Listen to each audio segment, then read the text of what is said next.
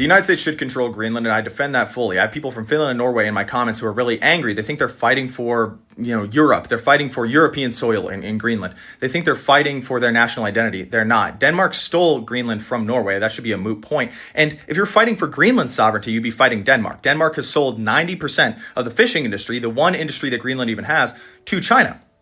They have sold major mineral rights and an infrastructure investment to China. China owns a fucking uranium mine in Greenland. They are running other mineral projects. China currently holds 70% of all of the rare earth mineral ore on the planet. China currently does 92% of all the refining for rare earth minerals on the planet. China currently runs 90% of all the magnet manufacturing on the planet. They shape the future of fucking advanced technology, and you are selling out a NATO ally, a strategic trade partner, because you think that you're going to get more money from selling Greenland to China. And that's what's happening. People in Norway and Finland won't even fight for their own country. I mean, Finland isn't as bad as Norway or Sweden, but, there's a lot of, shit going on where these countries have massive rape epidemics, stabbings, bombings, and, people exploiting their welfare programs. You're not even fighting for your own country, dude. You're not. And you're going to fight the Americans for Greenland, you're definitely not doing shit, okay? Just stop the fucking LARP. If you realized what was going on, you'd understand why the United States wants this. China tried to buy a fucking military base in 2018, which is why this happened the first time, right? Trump, in his first term, was obviously irritated with that. The United States leadership and strategic command was very irritated with that. The Western Hemisphere having a Chinese military base right next to the United States early warning system for intercontinental ballistic missiles at Thule Space Base, that would be a big issue. They tried to buy a fucking deep water port for trade. The United States has to put massive pressure on Denmark for them to not allow this. And Frederickson and We have breaking news. The U.S. military has ordered 1,500 troops to prepare for a possible deployment to Minnesota. Why? Well, as you know, last Thursday, Trump threatened to invoke the Insurrection Act in Minnesota, which allows the military to act as domestic law enforcement. So the Pentagon called this preparation for deployment, prudent planning, and that it's typical for them to be prepared for any decision the president may or may not make. Where are these 1,500 troops based? These soldiers are assigned to 2 infantry battalions with the Army's 11th Airborne Division, which is based in Alaska, and they specialize in cold weather operations. So does this move mean the administration is more likely to invoke the Insurrection Act? Again, the Pentagon is framing this as merely planning in case things escalate. Trump sort of cooled his rhetoric on the Insurrection Act on Friday, saying there's no reason to invoke it right now, but he said if he needs it, he'll use it. The mayor of Minneapolis is framing this news as the president trying to bait Minnesotans into creating a pretext for troop deployment. Wait, didn't Trump deploy 700 active duty Marines to LA last year? Yes, although he did not invoke the Insurrection Act then, so those troops can merely protect federal agents and buildings. These 1,500 today are preparing for the Insurrection Act, where they would be allowed to act as domestic law enforcement as long as the president deems an emergency or rebellion that cannot be suppressed under normal proceedings. And when was the Insurrection Act last invoked? 1992 under Bush 1 during the LA riots. He deployed approximately 3,000 to 4,000 federal troops then. Wow. And all right, guys, we are live. Yo, what's up, media guys? And I'm back with another one for you. All right, guys, we're about to do a recap of the week as we usually do on our Sundays. And then we're going to end off with a media analysis. So let's make sure we double tap that screen, like the video, and let's get right into it, guys. Some great companies. Are you going to send Starlink to Iran, sir, to help the people in the ground with the internet blackout for more than 72 hours? We're talking about that. We may get the internet going, if that's possible. Are you talking to Musk? We may speak to Elon, because as you know, he's very good at that kind of thing. He's got a very good company.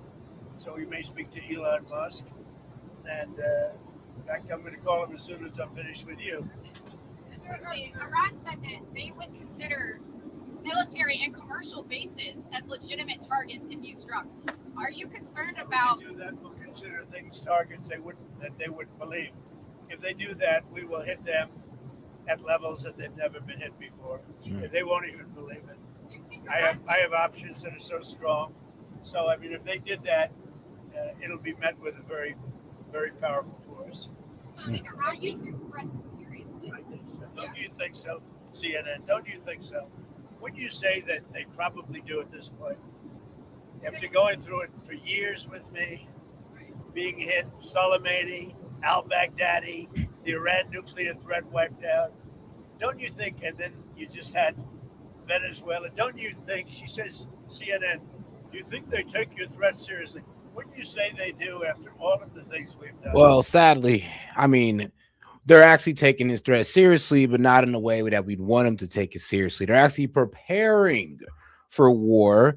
They've actually came out with the numbers. So what the Iranian officials have actually said, there's about 4.5, so Yeah, 4.5 thousand. Well, pretty much 4,500 people that were killed in the Iranian protests, and well, really 5,000, but 500 of those guys were policemen or AKA security forces.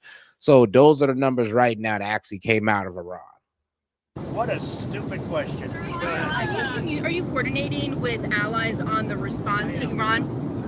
Mr. President, when will you meet with Maria Corina Machado this week? I don't know. I hear Tuesday or Wednesday. I look forward to that. Have you named your board of peace for Gaza yet? Where do those plans stand? Oh, guys, make sure you double tap the screen, man. Let's make sure we beat the algorithm. The board of peace is being formed, but essentially it's the most important leaders of the most important nations.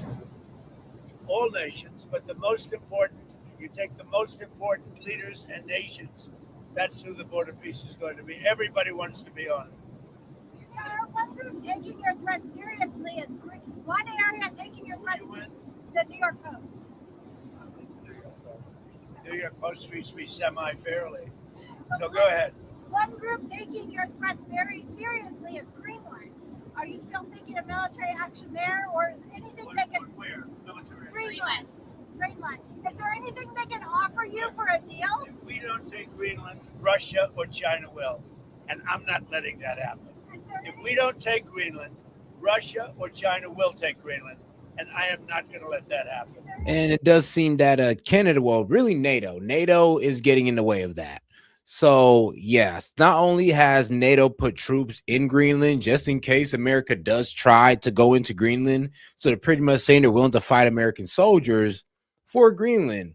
And remember, these are the same guy that's also crying about Russia being on their tail as well. So they're thinking they can defend off American forces and Russia at the same time. Well, I got a clip to show you. What would happen if the United States and NATO went to war?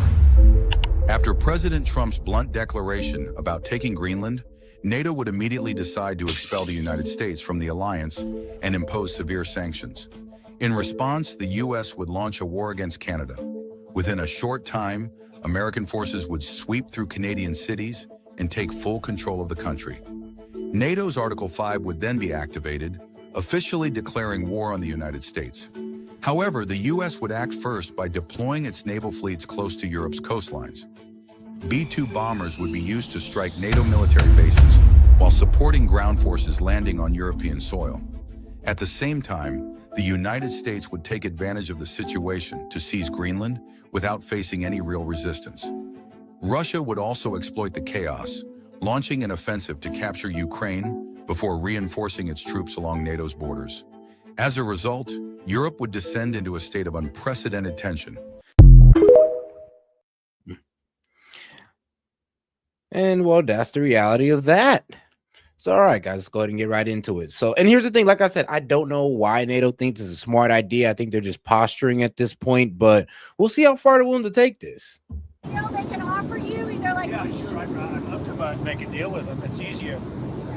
But one way or the other, we're going to have Greenland. Are you okay if that compromises NATO? If NATO effectively ceases to exist? I'm doing a great job. I'm the one that saved NATO. I'm the one that got them to pay 5%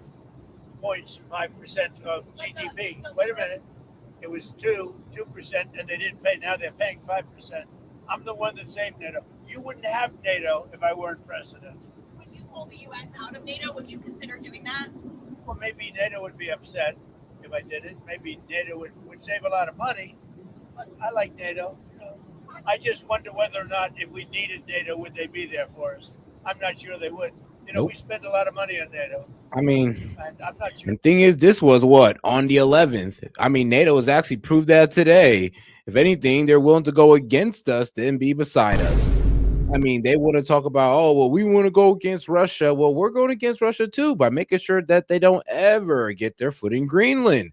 But then we're also protecting our interests when it comes to China as well. So apparently that's a problem for NATO. Crazy how they switch sides like that. But all right, though, let's go to the president's most current interview, or my bad, but engagement with the press.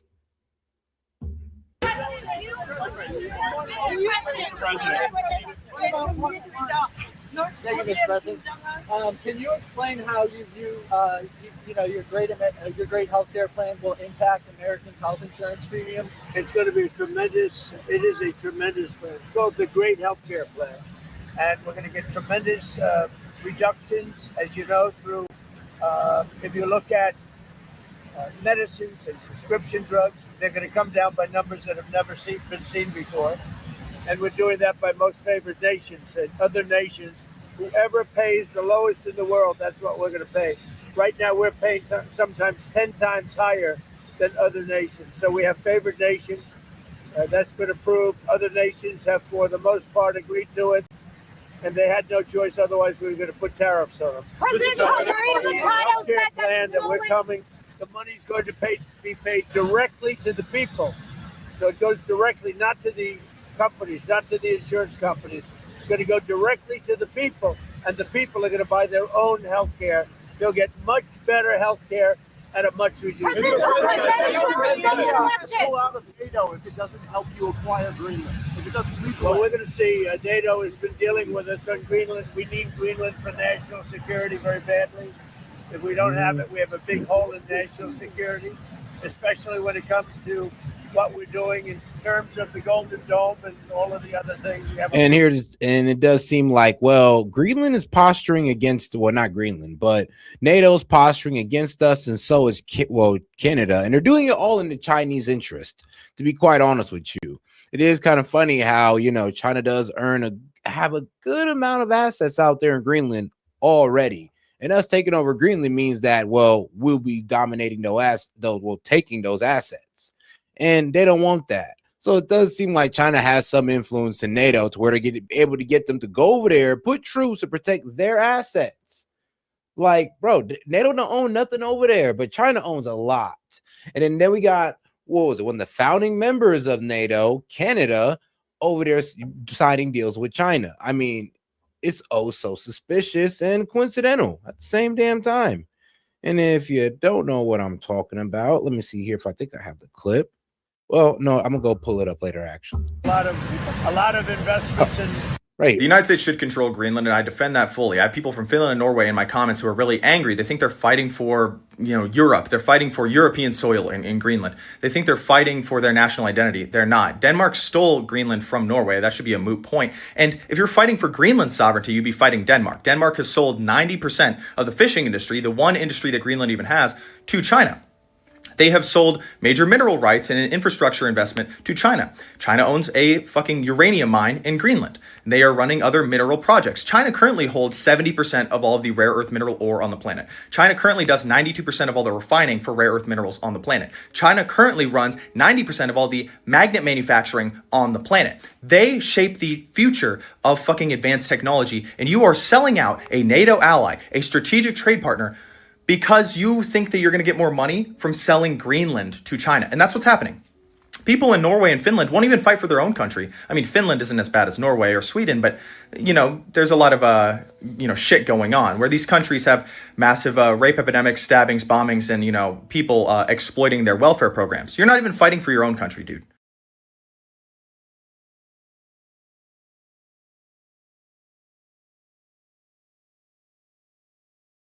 Yeah, that's pretty much the point there, though, is that if China got more interest in Greenland than we do, and the thing is, they got more assets in Greenland than we do. So it does kind of align how, NATO is out there protecting their assets, protecting Chinese assets, by the way. And then we got China, well, not China, but Canada over here signing trade deals with China. And then let's not forget how they also do military drills with them and all this wild stuff. And I'm just thinking, like, didn't we just kidnap a world leader for doing the same thing? Military, we have got the strongest military in the world, and it's only getting stronger. And you saw that with Venezuela. You saw that with the attack on Iran, with the knocking out their nuclear capability potentially. So, we're talking to NATO. Mr.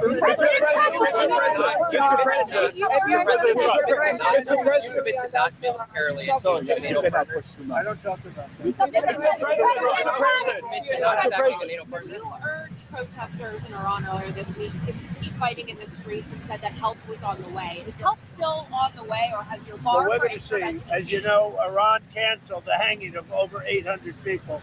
They were going to hang over 800 people yesterday, and I greatly respect the fact that they canceled that. Now they did say, well, they didn't actually cancel it. They what was it? They said they had about 800 scheduled to be executed. They did pause most of them, but there are some of that they're continuing, saying that they were crimes against God. Yes, this is coming straight from Iran. They said, yeah, where there's some of these guys that we're not holding off on because they committed crimes against God. And I'm assuming, just assuming that it seems like these are the guys who are burning down the mosque there. So I mean, that's the only thing I would, think that they would say is a crime against God. Prime Minister Carney is in China. How do you see the deals, Canada and China? I've just signed trade deals between the two partners. Well, that's okay. That's what he should be doing. I mean, it's a good thing for him to sign a trade deal. If you can get a deal with China, you should do that. Not smart. Did Arab and Israeli officials convince you to not strike Iran? Nobody convinced me. I convinced myself. You had yesterday scheduled over 800 hangings. They didn't hang anyone. They canceled the hangings. That had a big impact. Yesterday you accepted Maria Machado's Nobel Prize medal. What do you intend to do with it, and why would you want someone else's Nobel Prize? Well, she offered it to me. I thought it was very nice. She said, you've ended 8 wars, and nobody deserves this prize more than in history than you do. And I thought it was a very nice gesture. And by the way, I think she's a very fine woman, and we'll be talking again. Say it. The trigger for the Insurrection Act in Minnesota. What are you waiting for? Well, the Insurrection Act, which has been used by 48% of the presidents as of this moment, the Insurrection Act. Oh God, do me a favor and let's double tap that screen, like the video, guys. Let's get more people in the conversation by double tapping that screen. And yes, Trump does have a reasonable case to bring in the Insurrection Act. Why? Well, really to invoke it. And I'm gonna tell you why. Because the fact that they're not only vandalizing ICE vehicles, but the mayor, Jacob Fry, is not providing any type of crowd control or protest control to where, there's local law enforcement going out there, making sure they're staying on the sidewalks and staying relatively safe. They can get as loud as they want. They could throw up their signs. That's great and all. But when they want to get into the streets and try to get into the face of ICE officers, that's impeding them. When they want to try to get in the way of the vehicles, that is impeding them. But apparently the federal judge do not give an F about that, because a federal judge in that area said that it is okay to stalk them. They are not allowed to retaliate against you. And I mean, I guess obstruction is now cool. I guess you can't be arrested for it no more if you're in Minneapolis. Also, if you look at it, I believe it was Bush, the elder Bush. He used it, I think, 28 times. It's been used a lot. And if I needed it, I'd use it. I don't think there's any reason right now to use it. But if I needed it, I'd use it. It's very powerful. A very nice person. You said the meeting went well. Why align with Delcy Rodriguez and the remnants of the Maduro regime and not with Machado, who has the support of the Venezuelan people? Well, if you ever remember a place called Iraq where everybody was fired, every single person, the police, the generals, everybody was fired, and they ended up being ISIS. Instead of just getting down to business, they ended up being ISIS. So I remember that. But I'll tell you, I had a great meeting yesterday by a person who I have a lot of respect for, and she has respect, obviously, for me and our country. And she gave me her Nobel Prize. But I'll tell you what, I got to know her. I never met her before, and I was very, very impressed. She's this is a fine woman. I mean, Trump says nice things, but the reality is that it doesn't seem like she got the juice over there. It does seem like Delcy Rodriguez is the only way for us to really work through Venezuela, and it seems like they're playing ball with us. Now, to bring in Maria Machado would be basically bringing in a leader that, the regime does not agree with whatsoever. We're talking about, honestly, to install her, we'd have to get rid of the Supreme Court. I mean, Delcy Rodriguez and a whole lot. And then we already got now an on-ground militia force in Venezuela who wants Maduro's back, who's walking around with guns in the neighborhood. I mean, it's already like, tensions already high over there, and to go back in would be detrimental to them. The March for Life is next week. Yes. And some pro-lifers are worried about your support for the Hyde Amendment. What do you tell them? Well, you know what I tell them? You're going to hear about it because I just taped a beautiful piece for them, and they're going to play it. And those are great people. I want to tell you, they're great people. Thank you very much. Thank you very much, everybody. And all right, guys, let's go ahead and get over to the right side of media here.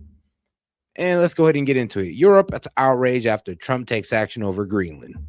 Yeah, they're crying, they're kicking, crying, and screaming.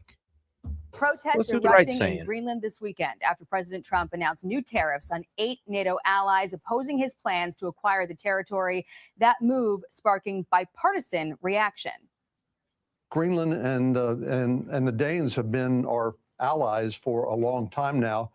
The president is the consummate deal maker, and I think he's looking for a deal. Denmark, Greenland, the Kingdom of Denmark, that's our ally. It's our friend. So I'm puzzled by the president's threat of tariffs.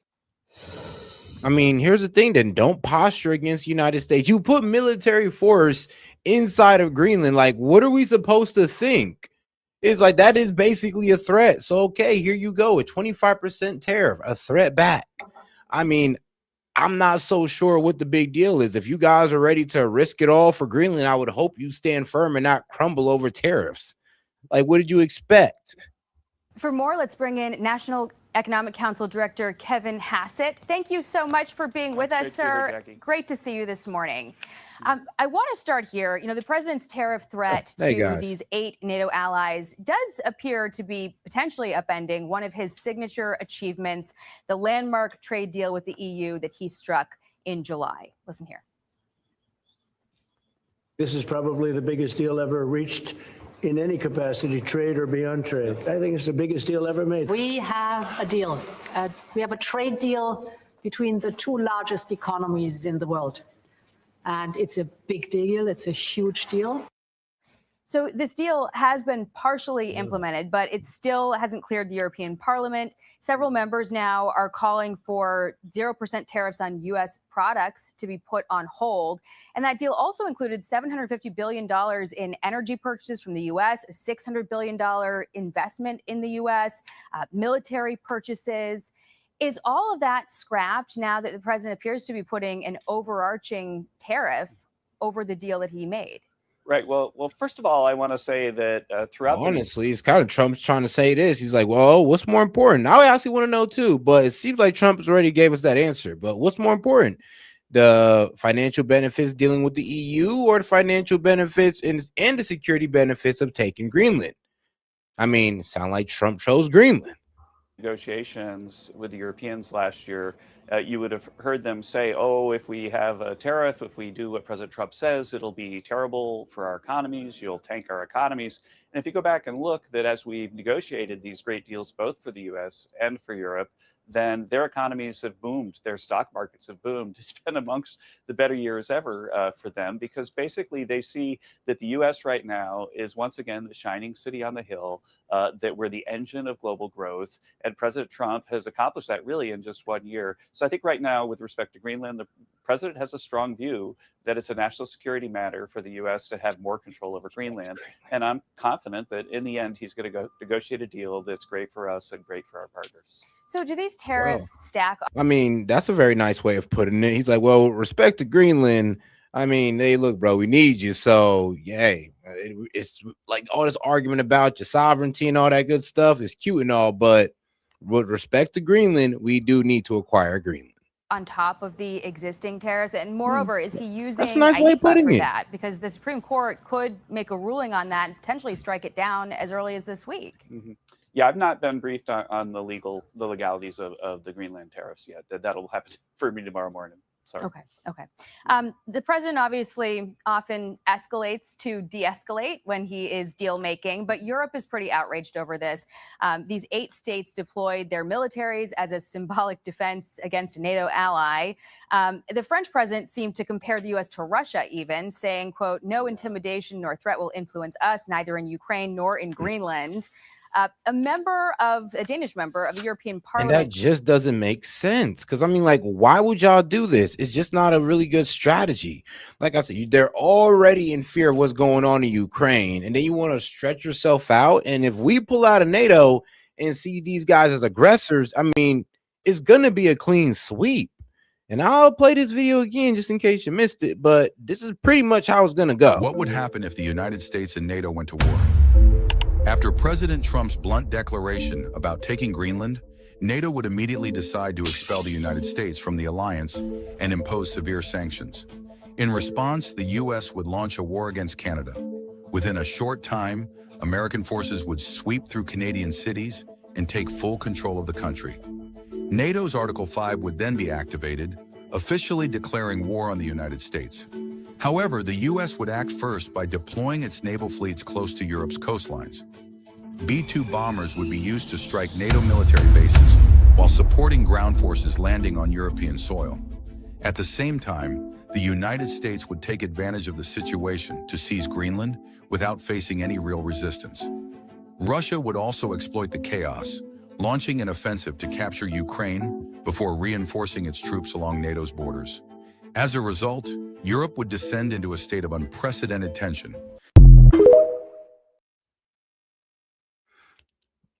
And that would be just a simple conclusion of that. But all right, Monty, how's you doing, bro? I'm good. I don't know why they're forcing the issue. I mean, hey, I don't know why either. I didn't think they would really put soldiers out there, but they did. They let us know where they're at with it. I'm just like, okay, great. So if Trump pulls out of NATO, now what? Now NATO loses all of its funding and ceases to exist. Exactly. That's now what? And bro, then I'm just like, so, and I'm also looking at them as well, like, so what about this whole Russian threat? I thought that was a problem as well. What happened to that? No, apparently 55,000 people in the middle of the Arctic are more valuable than the what, several 100,000 that have died in Ukraine.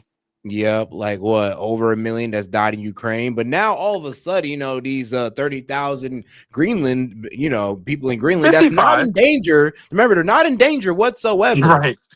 Not in danger like the people in Ukraine are, not being struck like the people in Ukraine are, but apparently it's all worth it to just take your resources over there. After all this like parading you did about, oh, we must stick to Ukraine and work with Ukraine and be there. And I'm just like, y'all just left their side for Greenland. Yeah, because it's the new flavor of the week. They realize that the U.S. isn't going to help with Ukraine, and so now it's a lost cause. I mean, you got Poland over there that's willing to go kill some people. They've been waiting and dying to attack Russia, but I mean, NATO itself does not want to put anybody in there. Yeah, I mean, shoot, who would? But all right. Called this economic warfare and called to sanction, quote, Trump's oligarchs.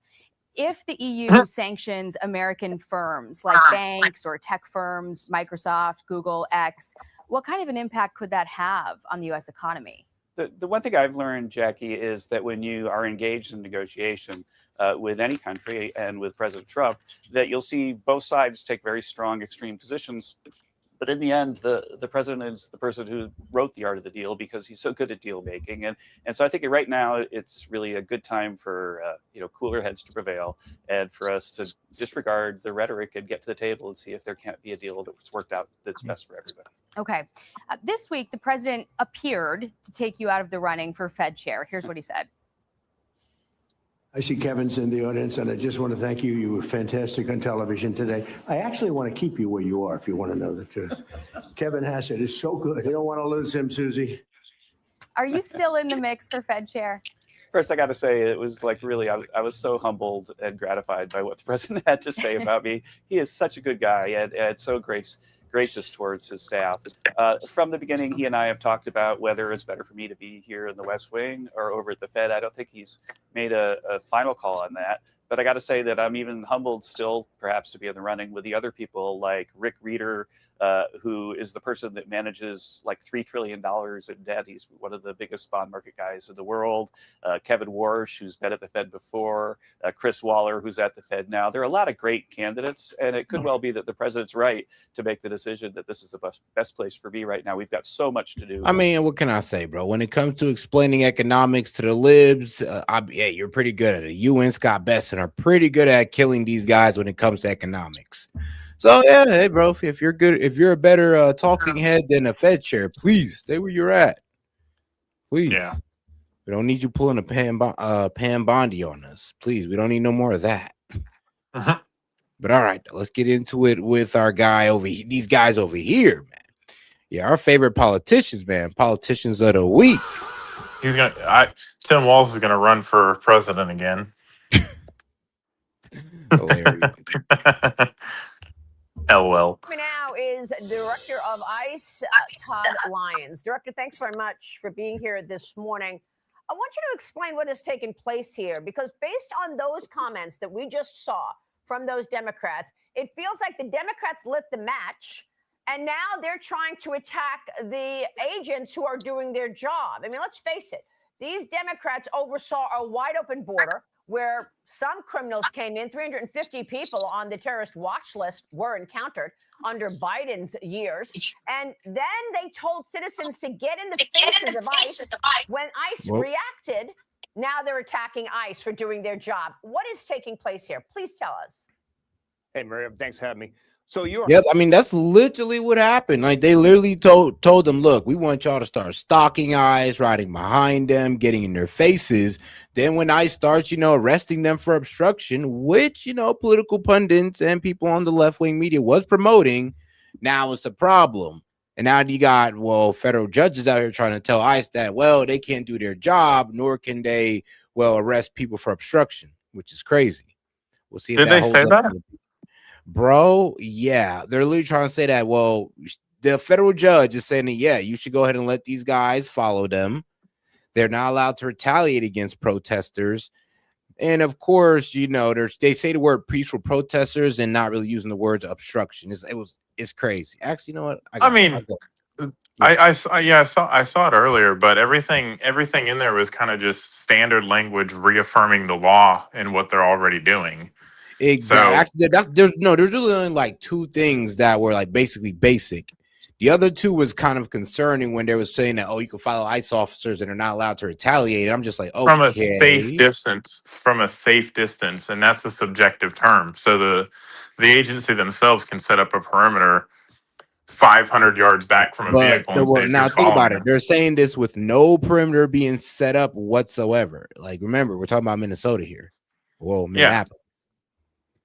I mean, that's just easy to scrape through. Like, what's safe to you is not safe to me. So, yeah, but think about it like this. Now you got to understand the positioning of it. Now, if they go against that in any way, shape, or form, they're going to hit them with ICE is going against court orders. Remember what they were doing with Trump, and they were sensationalizing it all the way to the Supreme Court.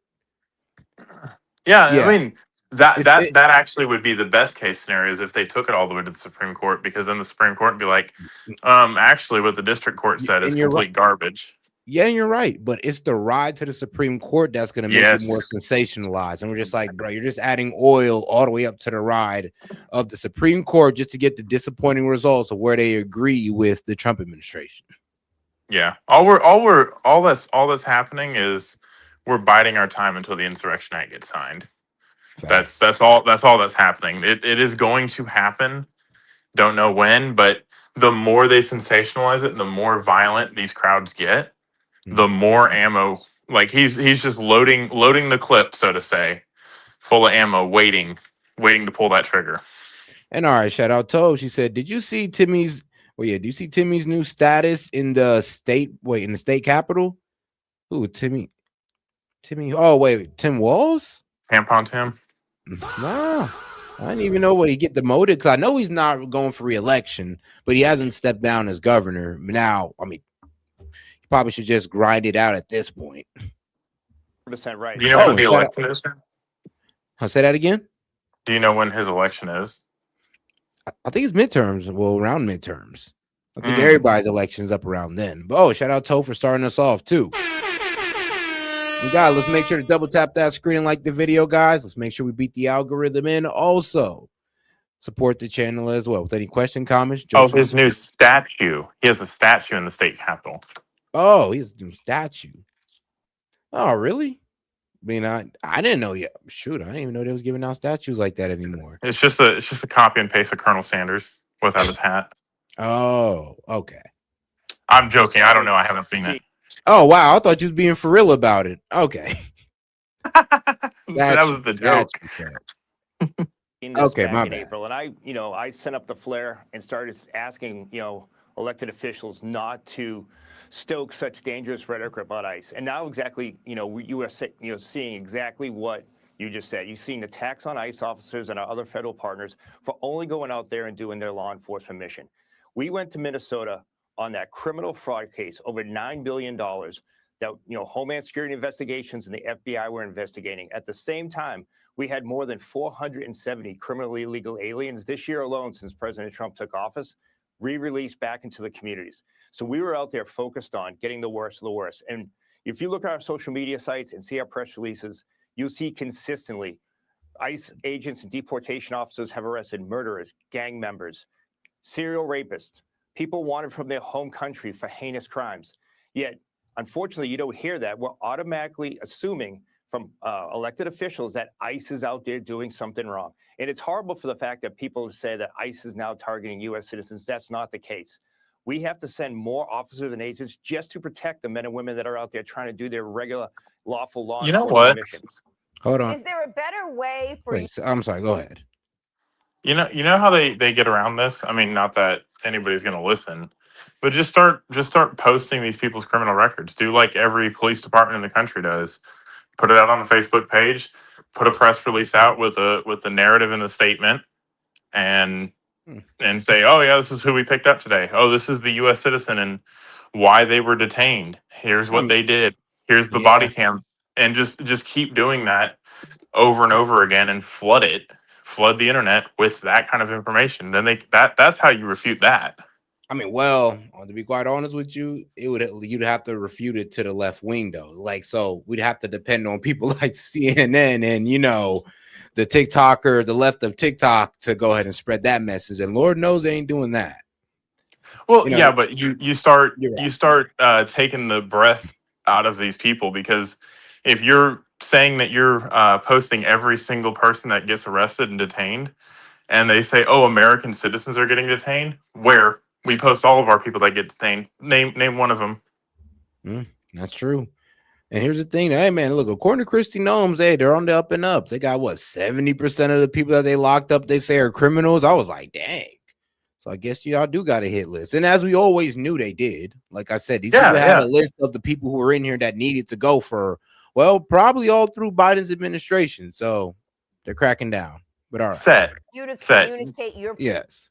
You know darn good and well the government knows every single thing about everybody. Like you get a speeding ticket and you can't hide that stuff. So they're tracking these people. They have a list. It's just common sense.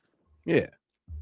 priorities. In other words, that priority is taking down criminals in this country who are committing crime, who first committed the first crime of illegally coming into the country, but then have gone on to commit other crimes. Because the narrative that the Democrats are sending out there is that ICE is going down, breaking up families, taking people who are working hard, having people be afraid to go to work.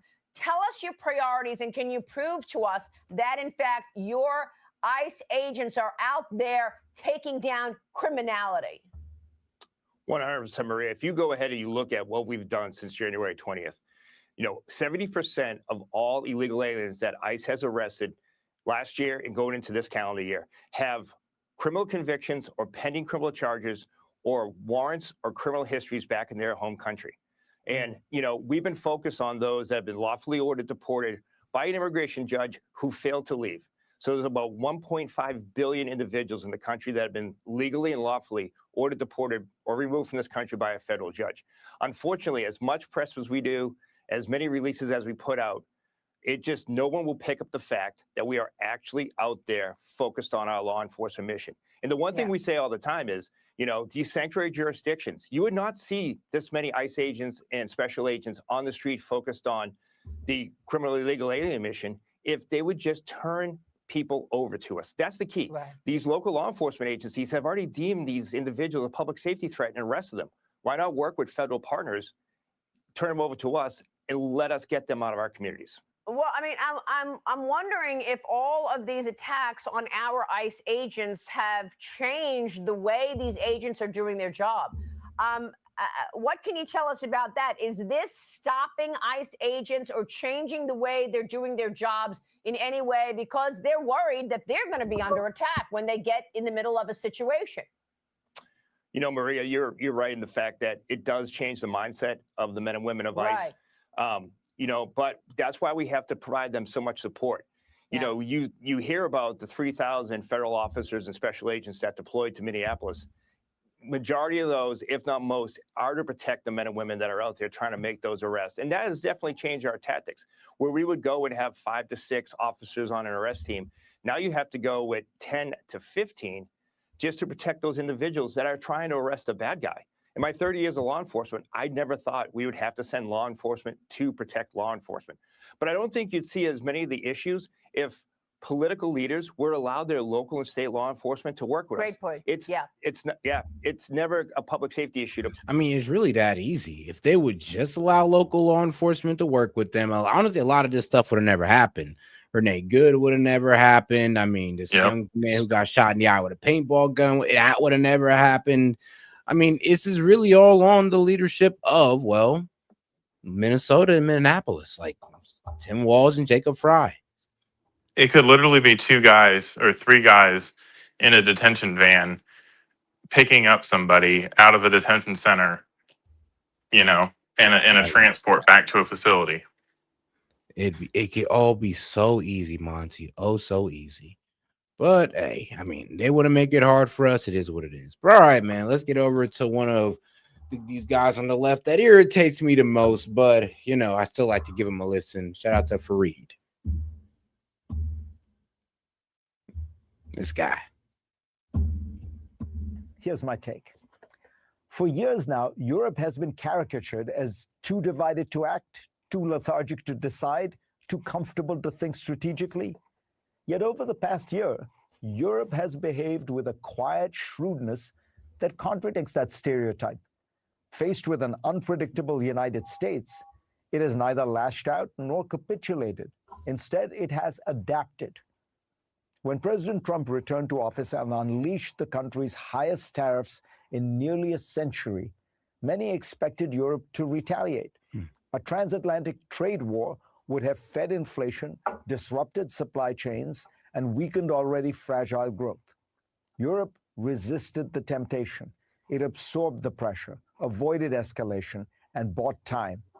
That restraint prevented a downward global spiral. Then, last week, Europe acted. After 25 years of stalled negotiations, EU countries approved a sweeping trade agreement with Brazil, Argentina, Paraguay, and Uruguay. If ratified, it will create one of the world's largest free trade zones by population, more than 700 million people. Nor is the outreach to Latin America an isolated move. In recent weeks, Brussels and Beijing have signaled that they've resolved a fresh set of trade frictions that had threatened to turn into a broader confrontation over EV subsidies and market access. Europe remains wary of China's industrial policies and its political system, but the EU now views China as a necessary partner. At the same time, Europe has accelerated its outreach to Southeast Asia.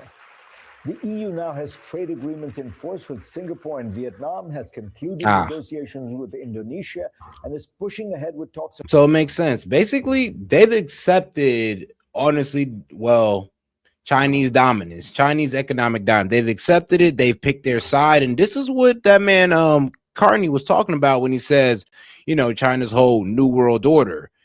This is what he's talking about. They've accepted that, you know, we're choosing China as the winner, and we rather align with them and go within their interests than aligning with the United States interests, even though, we put the most money in their pockets. Ain't that crazy, though?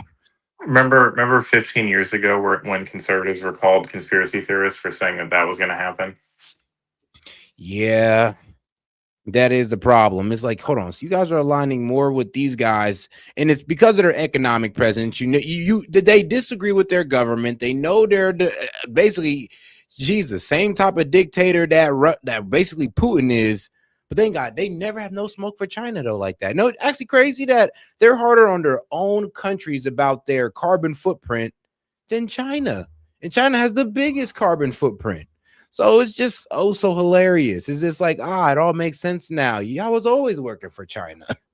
They're not, again, I mean, you can say it a million times. It's not about green energy. It's not about reducing your carbon footprint.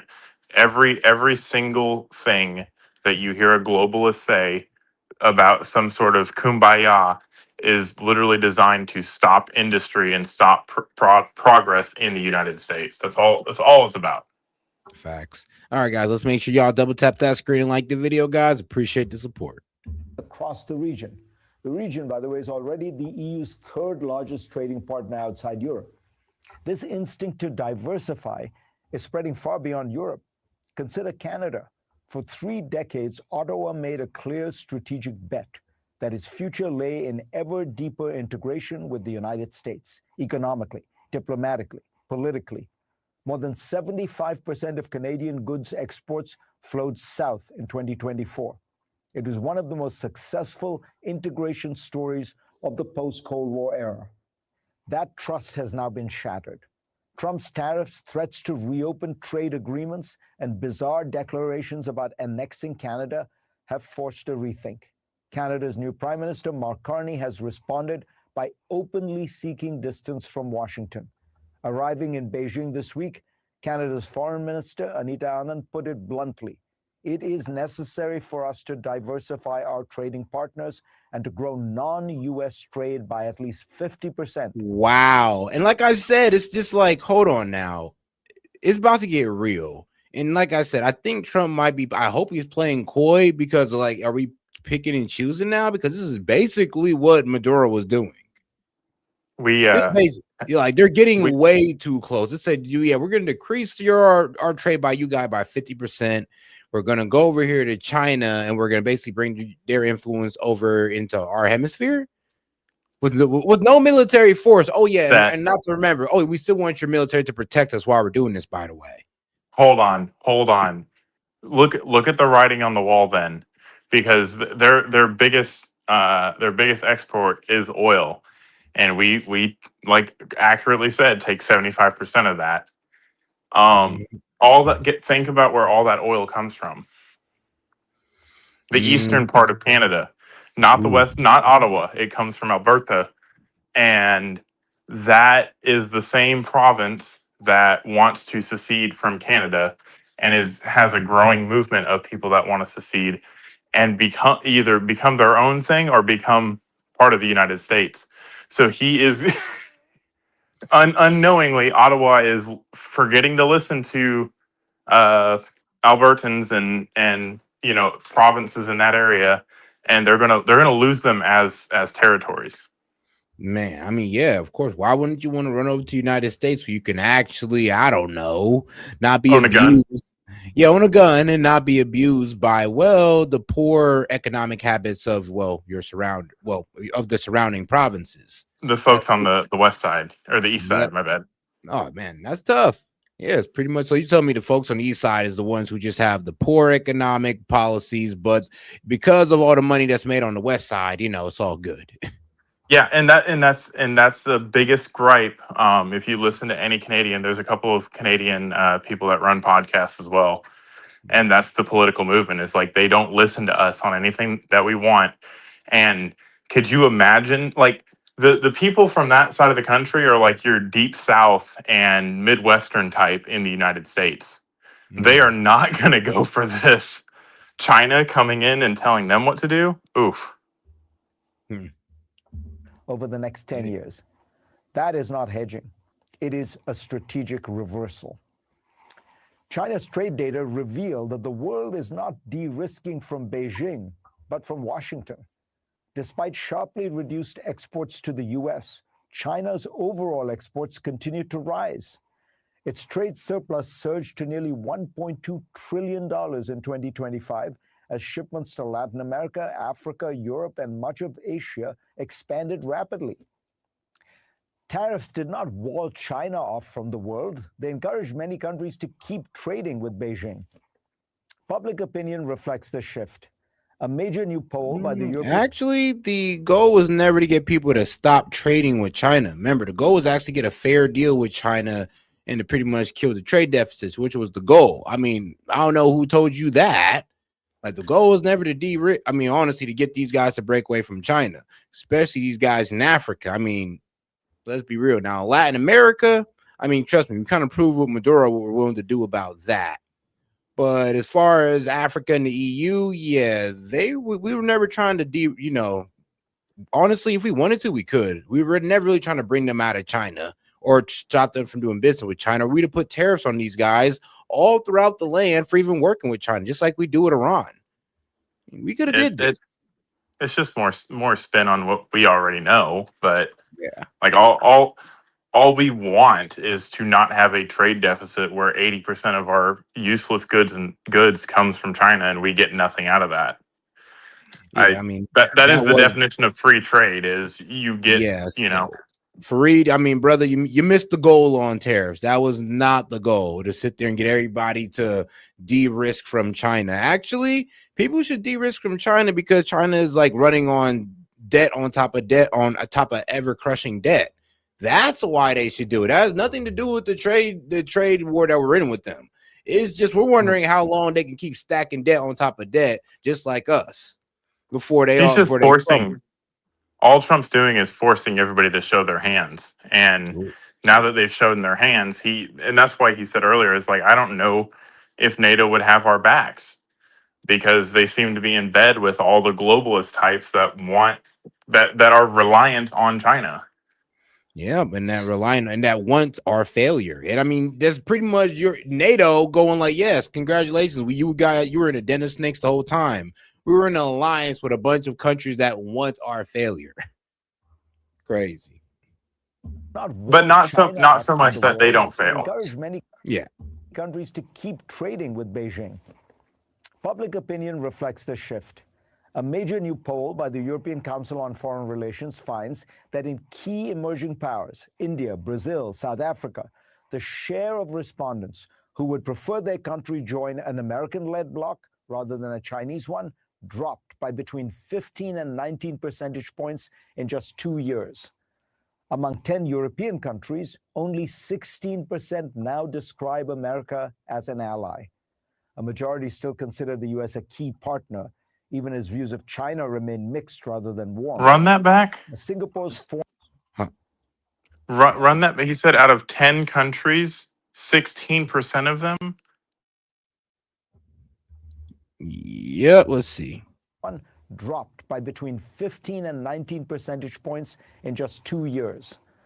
Among 10 European countries, only 16% now describe America as an ally. A majority still consider the U.S. a key partner, even as views of China remain mixed rather than warm. As Singapore's former foreign minister George Yeo put it recently, 16%, but we pay for their low pharmaceutical costs, we pay for their socialized health care. 16%. Trump is fast forwarding the future towards multipolarism. What is at stake here is not America's image, but its Here's future. the thing, though. What's kind of crazy, as an American, I would have to ask him. I'm like, bro, how does this not infuriate you? You're kind of pointing this like, bro, whose side are you on? Like, are you on America's side or are you on their side? Because shouldn't this kind of infuriate you that we kind of do so much for these countries, yet they go to our enemies? We can all admit that China's our adversary. We can all admit that they have an authoritarian government. So why are we all sitting here praising that they're going towards China? Like, whose side are y'all on again? Can't be ours. Power. China is methodically building one of the most resilient economic ecosystems in modern history, dominating critical mineral processing, achieving scale in batteries and electric vehicles, and diversifying export markets to withstand shocks, sanctions, and tariffs. The only credible U.S. response is not tariffs, which over the past year have coincided with declining manufacturing employment, but ecosystem building of our own. The U.S. still has an extraordinary advantage, a vast network of allies and partners that together control most of. Yep, and that's the problem. These guys don't believe in America. They believe in, well, they believe in other countries more than they believe in America. Think about it like this. You know how much propping up he did at China more than his own country? I mean, I'm be real with you, and this is why a lot of people be saying, "Oh, well, these foreigners and all this good stuff." I'm be real with you. Yeah, when they talk like this, I get why people say that. It's like, bro, you didn't say not one thing good about America, and then you said the best thing about America is our alliance to these guys who are stabbing us in the back. Are you serious?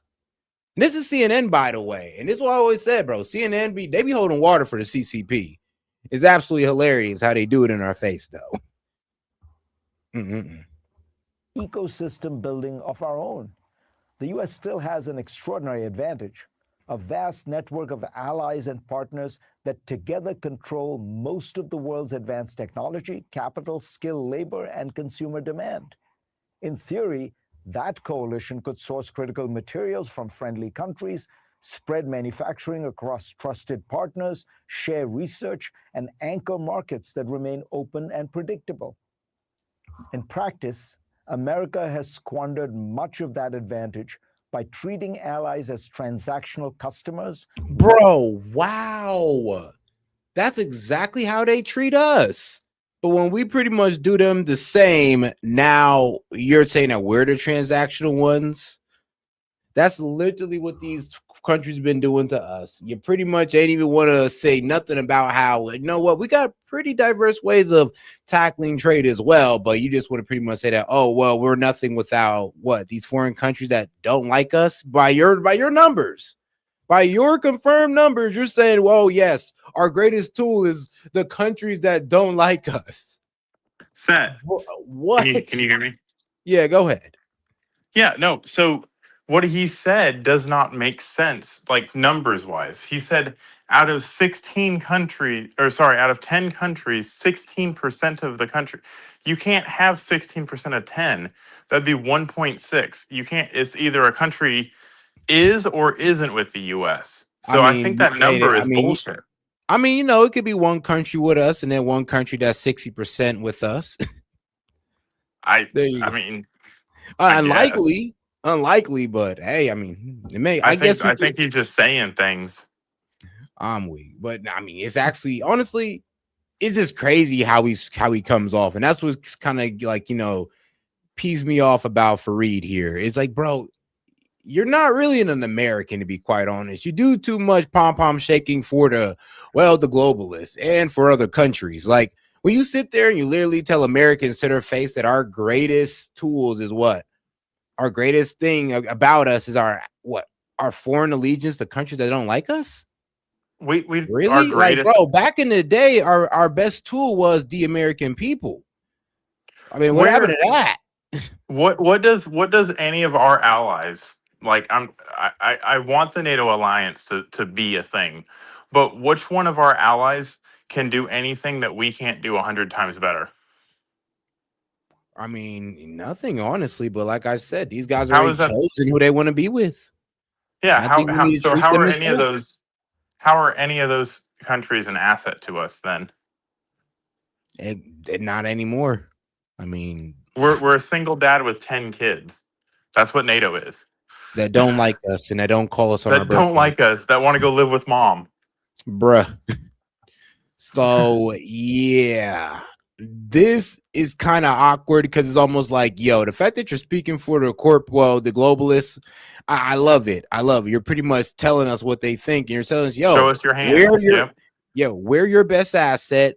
Do what we say, or we're going to go to your biggest adversary. I'm like, whoa.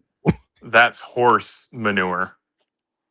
Yeah, I mean, This is a lot. Okay. All right, man. Well, we'll see how this works out for you guys. weaponizing tariffs against them and turning long-standing commitments into shakedowns. Washington has encouraged others to hedge. Most extraordinarily, the U.S. is no longer the trendsetter. It is retreating to protectionism and nationalism, while the world is searching for more trade and cooperation. For decades, the global order was built on an American platform. Trade flowed through U.S.-designed institutions. Security rested on U.S. guarantees. Crises were managed, for better or worse, by Washington. The global agenda was set in America. That platform still exists, but the world is no longer building on it. It is building around it. President Trump announced additional 10% tariffs going to 25% on imports from several of America's closest allies, including the UK, France, and Germany. The move is part of his increasingly serious effort to pressure Denmark to give up the semi-autonomous territory of Greenland. For more, I'm joined by two former top State Department officials. Richard Haass is the President Emeritus of the Council on Foreign Relations, served as Policy Planning Director under President George W. Bush. Anne Marie Slaughter is the CEO of the think tank New America. She held the same job at the Obama State Department. Richard, this strikes me as perhaps the greatest crisis in transatlantic relations, because, I mean, you have the NATO member state, the United States, essentially threatening to annex territory from another NATO member state. Where does it go from here? You know, Fareed, we talk about all sorts of difficult issues on your show, what to do about China, Gaza, Ukraine, Russia, Venezuela, what have you. I mean, do y'all? Because bro just spent a good, 7 minutes kissing their ass. I'm not sure about that. Like, he said what to do about China and all this good stuff. Like, no, I don't know about that, bro. You doing a lot of No, butt they're kissing right talking there. about what to do with. They're talking about it. They're going to bend the knee to China. Yep. Because they buy into that whole, oh, China has a big navy. We gotta watch out for China. I'm weak. Hey, I guess we do. Apparently, these guys took it and they believe in it. They believe in it more than they believe in the United States, which is crazy. Cool. That's how, that's the thing, though. I'll sit there and I'll be like, all right, they got a navy and all that, but I'll never sit there and say that. Well, honestly, their navy's better than ours, because the way they talking sounds like that's where they're going. They don't have a whitewater navy or a blue water navy. Like they cannot project power. They can defend their coastline, and badly at that. Yeah, that's true. I mean, the only reason they ever really threatened Taiwan is because Taiwan is off their coastline. Yeah, exactly. Notice how they're not threatening, I don't know, Pearl Harbor. At least Japan had the balls to do that. Yeah, hey, man, they were a different breed back then. You've called President Trump an idiot for his push to take control of Greenland, and you've said that Congress can't take any chances of allowing that to happen. You've met with the foreign ministers of both Denmark and Greenland this past week. How are they reacting to President Trump's threats? Look, they're shocked, and they're trying to find reason within what's happening here. And I tried to explain to them there is no reasoning. Right, the president just wants to have a legacy piece where he gets to claim that he brought in this big chunk of land that he sees on the map, even though it's distorted map, and he's willing to ruin our whole foreign policy, all of our alliances, our economy, just so he could get what he wants. This man is doing everything for himself and nothing for us. Even the idea of buying it, we're going to spend billions and billions of dollars, potentially $500 billion, which is never going to happen. But right now, we can't even afford health insurance for U.S. citizens, and we're talking about buying land. And let me just say one more time, Denmark, the Kingdom of Denmark and Greenland has said, we will give you everything you want, short of giving you possession of our land. You want more bases, you get more bases. You want to put more people, you get it.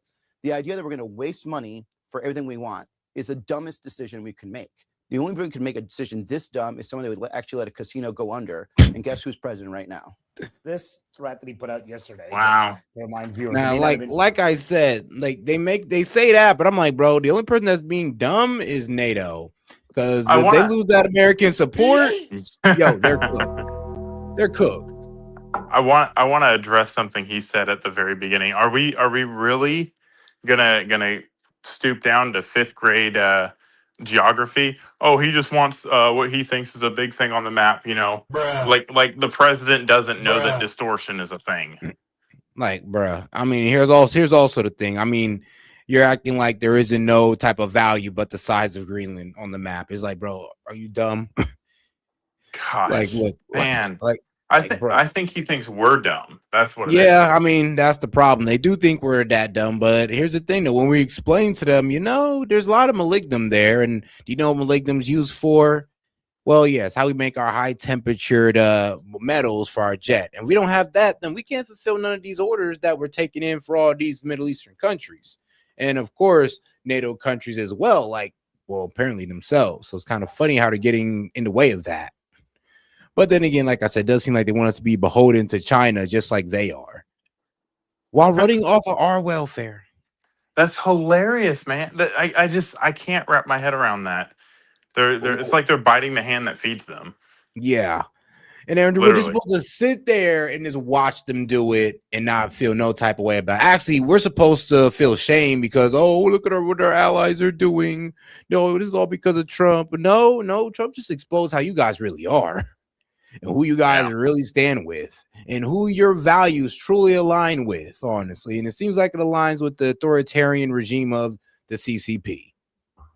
So don't ever talk to us about Putin ever again, because y'all aligning with China. Don't ever talk to us about Putin ever in y'all life. We need to form an alliance with Russia. At this point, I'm almost just like, all right, cool.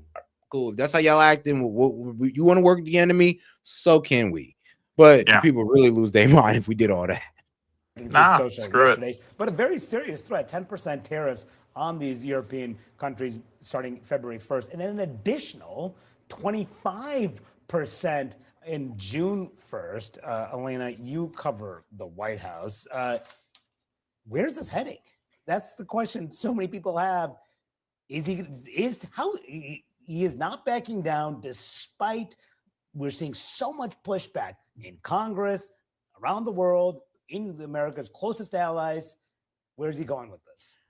Look, I'll say a lot of this is coming. Obviously, this was ratcheted up rhetoric in the days after the Venezuela operation. Yeah.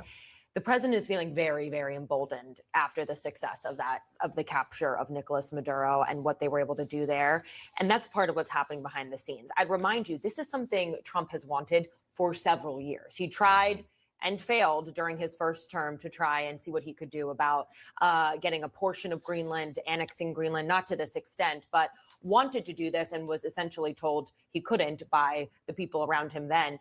Now he is very much emboldened to trying to see what he can do here. And I will say, despite a lot of uneasiness, I'd argue, behind the scenes, even at the White House from some of his top advisors about this idea of potentially using the military to go in and try to gain control of what is a Danish territory and undermining NATO to do so, the president believes that this is a legacy building thing for him. And that's what I think a lot of this comes down to. Here's the thing. It doesn't really have to be undermining a NATO. If anything, NATO could have just stood to the side, allowed the sale of Greenland, and that'd have been that. They didn't have to get involved. NATO is actually undermining us. They're the ones who put troops in Greenland. So you can't say that we're undermining them when we literally stated our plan, and all of a sudden now Greenland's the most important thing to these guys when they're supposed to be focused about, I don't know, the bloodthirsty dictator on y'all borders, like the one y'all like to complain about, the one you've been complaining about the past 2 years. But all of a sudden, though, Greenland's just so important. It's rich. And let's not forget to double tap that screen, like the video, guys. Appreciate the support. Particularly when you look at the foreign policy thing here, he believes that the Arctic region needs this type of security, not just for national security reasons because of aggression from China and Russia, but also for missile defense systems. I'm getting in the weeds here, but I'll just say this is something he very much believes is necessary. And so the politics around it is actually almost secondary to what he believes will be a legacy building thing for him. Natural resources, exactly. Right?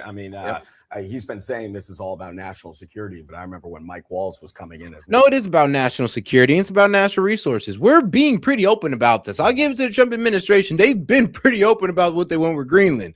The molybdenum, the rare earth, which is a rare earth mineral, and other rare earth minerals that Greenland is rich in, the strategic military position in the Arctic that it has.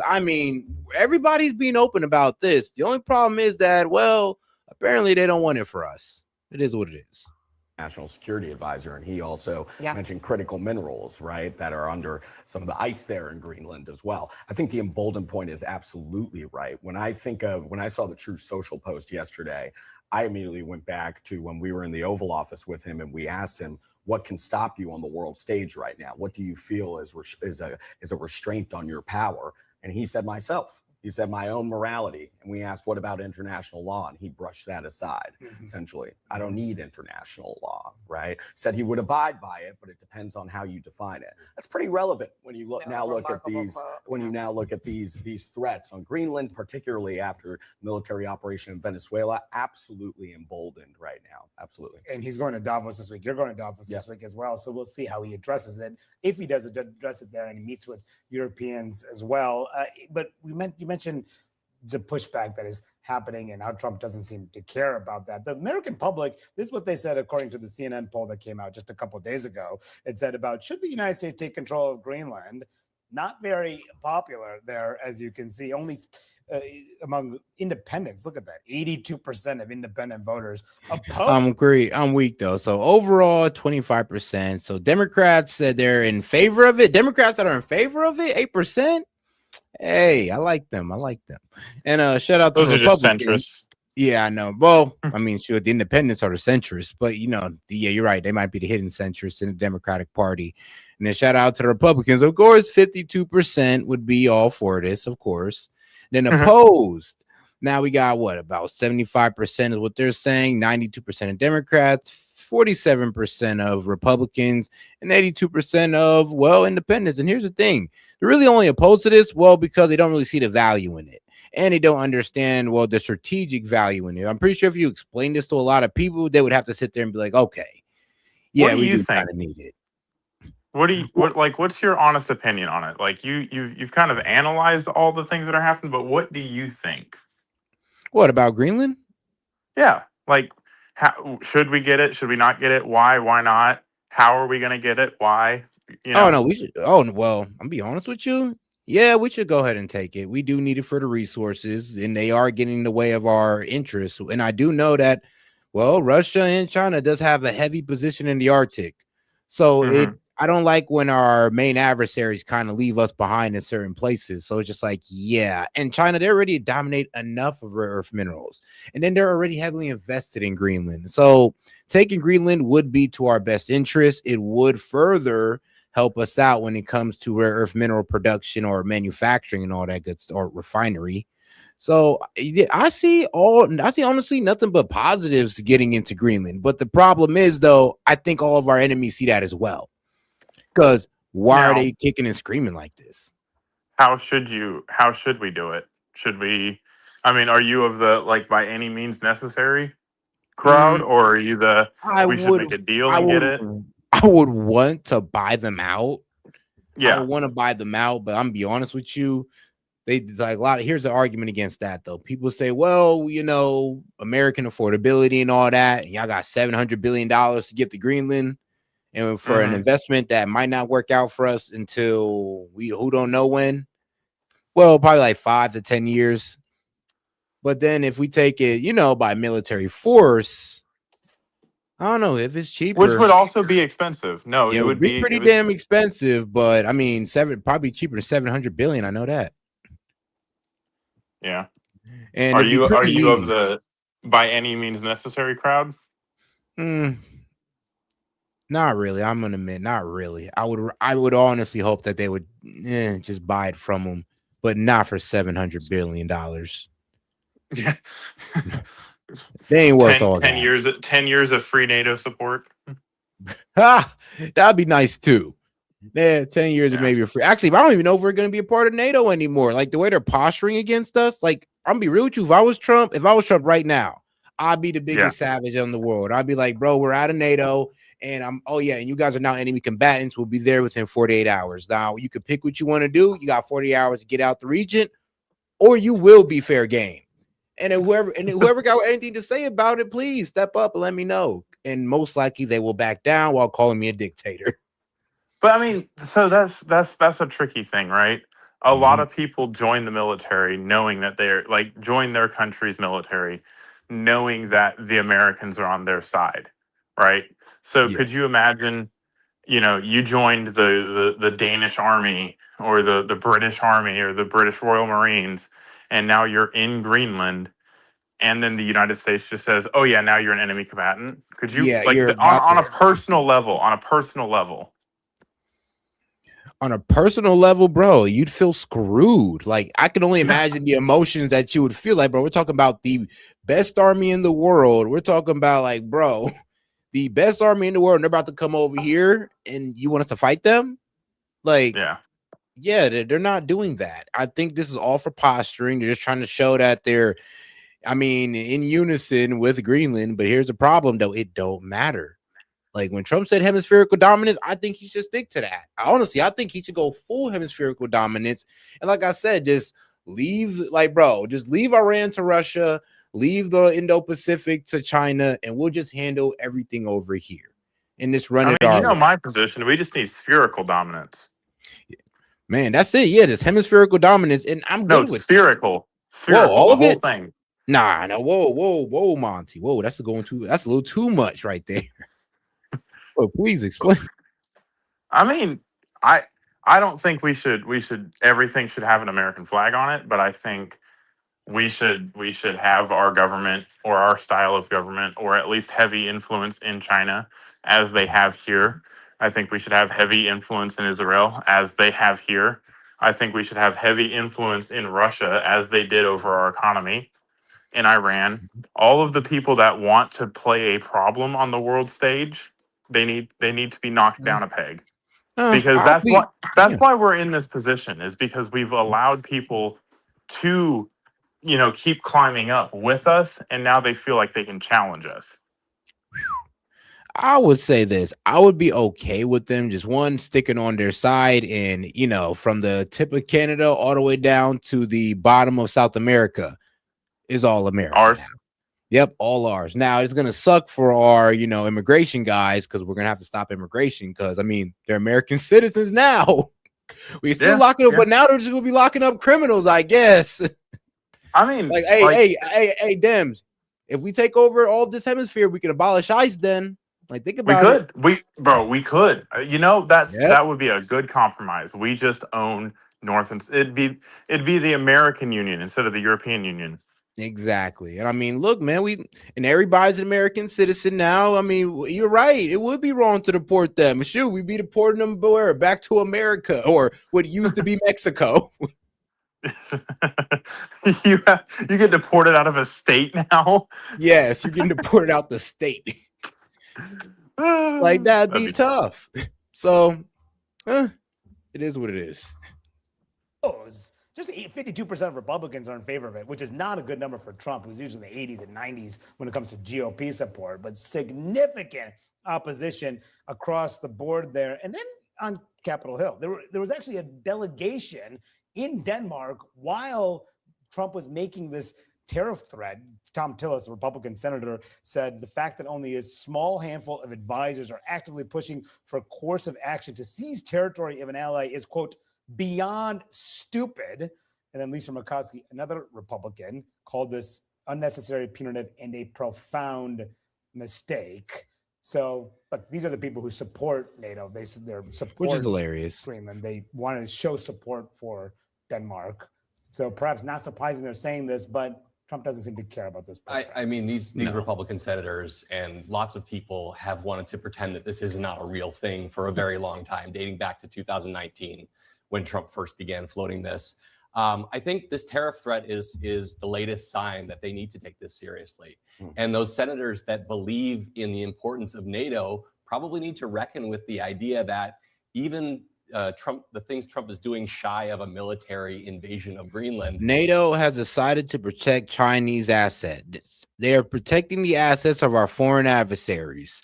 I'm sorry, but NATO is no longer on our side. I know the CNN is not going to tell you this, but I'm going to tell you it right now.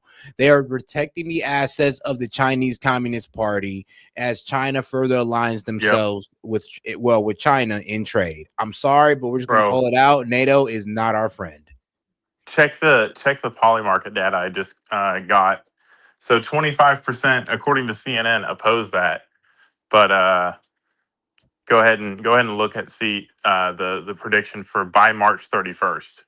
All right, let me see here. Could really damage that alliance over the long term. Maybe they need to do something about this because he does appear to be serious about it. So I think in the coming days, it's going to be really telling to see how some of these members talk. Do they talk like Tom Tillis talks? Do they talk like Lisa Murkowski?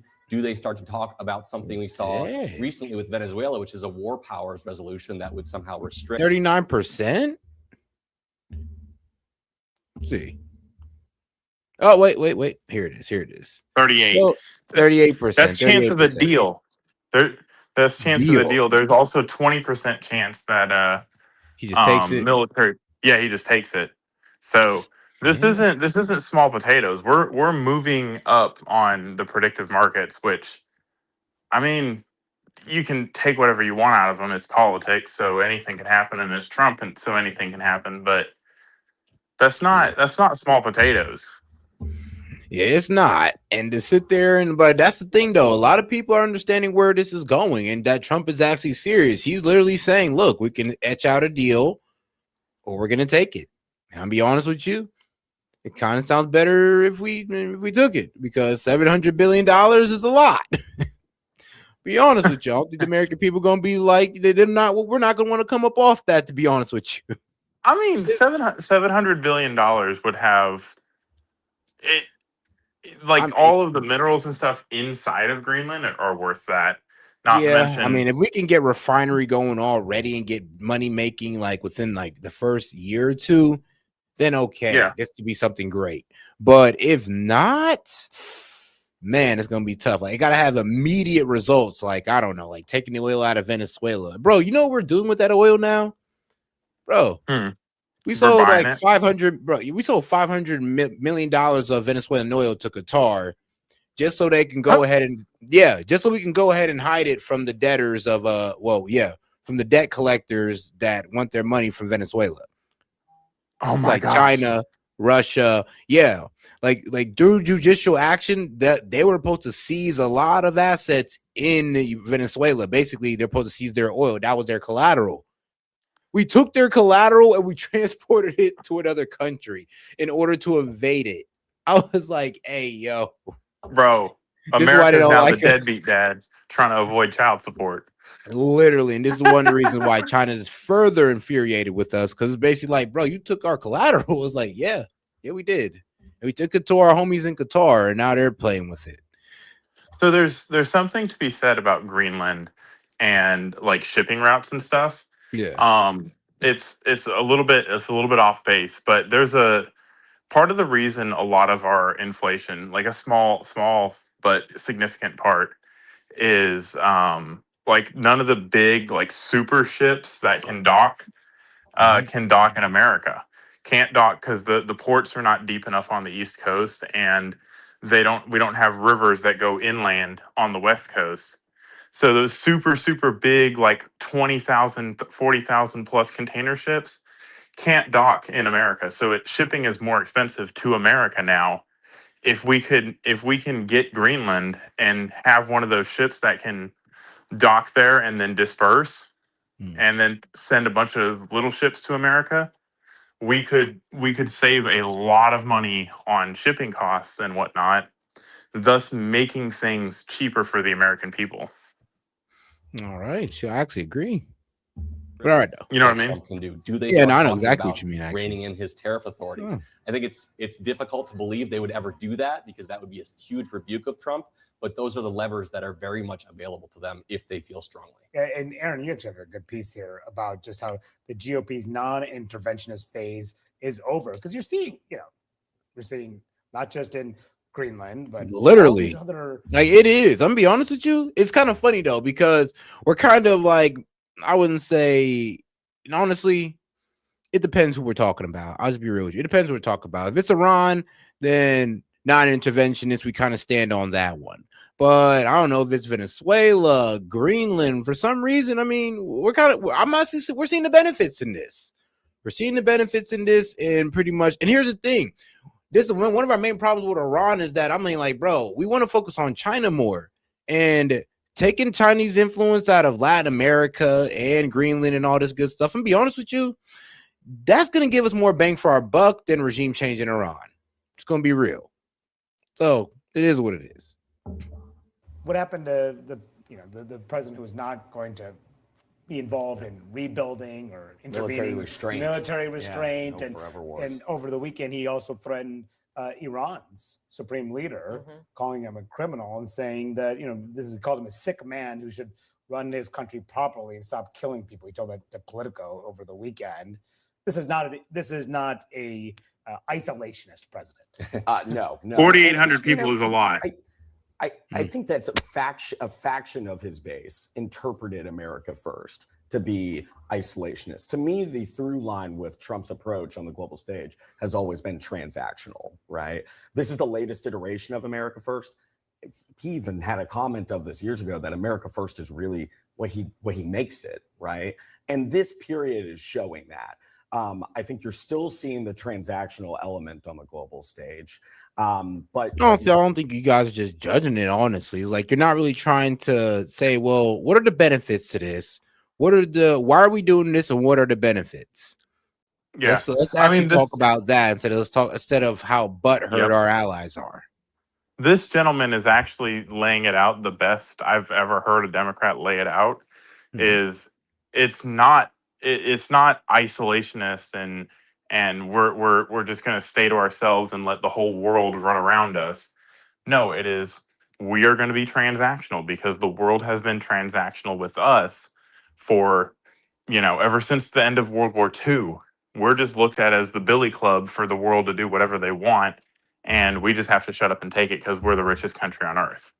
Yep, and that's the problem there, though, is that they wanted to continue that relationship, and if we go outside of it, well, anybody who thinks outside of that, well, you're the bad guy, apparently, for wanting, well, what's best for your country. And that's the kind of the weird thing that the Dems were never really able to argue against when it came to the whole tariffs, because you got to understand, like, really think about it. It's all being really exposed now. It's like we got people who want other countries to win more than their own.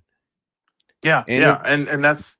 And I'm glad that it's being exposed because it will show people that everybody's been freeloading off of us, and that the people that claim to be for the American worker are actually happy that America's been freeloading off of our industry and our people. We can't have a middle class anymore. It's getting more divided because of things like this. Yep, and this is what's kind of irritating because, like I said, as soon as we start trying to make good moves for ourselves, like Greenland, because we need rare earth minerals, we need this stuff to boost our manufacturing. Like, this is all part of our plan. Like, this is why I like going after Greenland, because, bro, this is a key part here. I remember in the beginning when he was talking about Greenland, I was low-key in the green, so I was like, I mean, yeah, if we could work out a deal with them for rare earth minerals, but taking it is also, honestly, that's a great plan too. Why? Because now, I mean, it's honestly less expensive to actually just go in there and own Greenland and have to work out a deal with them where we got to kind of split it out with them. Think about all the naval bases we could put up there. We could have an East Pack, a West Pack, and a Greenland Pack fleet, and we can point those ships anywhere because believe it or not, a lot of our ships on the east side of the eastern seaboard of the United States are all in Norfolk, Virginia, all in one spot. And it's a little bit more dispersed on the West Coast because China's a big threat right now, but it's still all in one spot. Our sub base is up in Bremerton, Washington. We have some carriers and stuff out in California, and we have some destroyers and whatnot in Pearl Harbor, but that's not, the diversity is a lot stronger on the West Coast than it is on the East Coast. But hold on, just go back to this point though, real quick. It's like, well, and then we'll move on though. But here's the thing though, I just want to emphasize on the fact that that we have people in our country that would rather sit there and complain for the people that are working against our interest and align with American interests. It's really hard to sit there and call them American at that point. It's like, it really is, because it's kind of almost like, well, in my eyes, I know, honestly, when I see this, it is, well, yeah, we know they think like this, S.E.T. Yeah, we all understand they're globalists, But there's a lot of people who actually think that these guys are the best example of Americans. And I'm just like, how can you think this is the best example of American when he don't praise you? He praise, well, foreigners. He don't praise Well, you. check He don't try to boast about the American economy. He praises the Chinese economy. Check this, Set.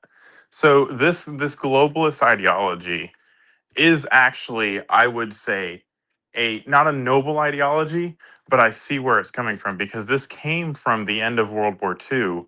Like if you really trace it back, this kind of rhetoric has been being said since World War II. And it is the ideology that we don't want to get into another global conflict, that we want to, World War II was the war to end all wars, and we need to come together as a planet. And if the United States ran the United Nations, then yeah. If the UN was based in Missouri, then absolutely I could say that. But we give countries that want to take over the world a quarter of the vote. We give China, as much as they are a superpower and all that fun stuff, but we give them an equal vote. And now the people that have power want more power, and they're willing to take us out to get it. I mean, they're willing to undermine us. Like, this is literally, here's the thing. It's like literally people in our country that's okay with other countries undermining our interests. And it's just like, all right, man. They have no patriotism. That's what it is. They have no patriotism. They have no sense of national identity. But here's the thing, why? though. Because Sit it's been there on stolen cable from them. television and convince us that they have more patriotism than, oh, well, I'm more patriot than these MAGA guys. I'm like, let's be No, you're real. not. How can you be more patriot than them when they actually want what's best for this country, bro? You're over here, honestly, like putting China on a pedestal, but you're over here downing your own country. I'm just like, what? Because Trump is now forcing the issue. Show the American people your cards. Because this is shocking to you now, seeing it now, but it's not shocking to people like Trump. It's not shocking to people like me. I mean, maybe it's not shocking to you, Oh no, but it's not shocking to me whatsoever. It's just that I it's just just love how blatant overt now. they're being with it because I love it. It's like, Yeah. oh, thank you. Now y'all finally dropping the mask because the mask slipped off a little bit during the tariff war. But I'm just like, hold on, are we cheerleading for China now? Like, what's going on? I thought we are supposed to be on our side. We're supposed to fight these corporations, but now you're over here shaking pom poms for the corporate elites in China. I'm like, all right, this is a mask off, like a mask off moment, but not really. Not everybody's seen it like that. Now this.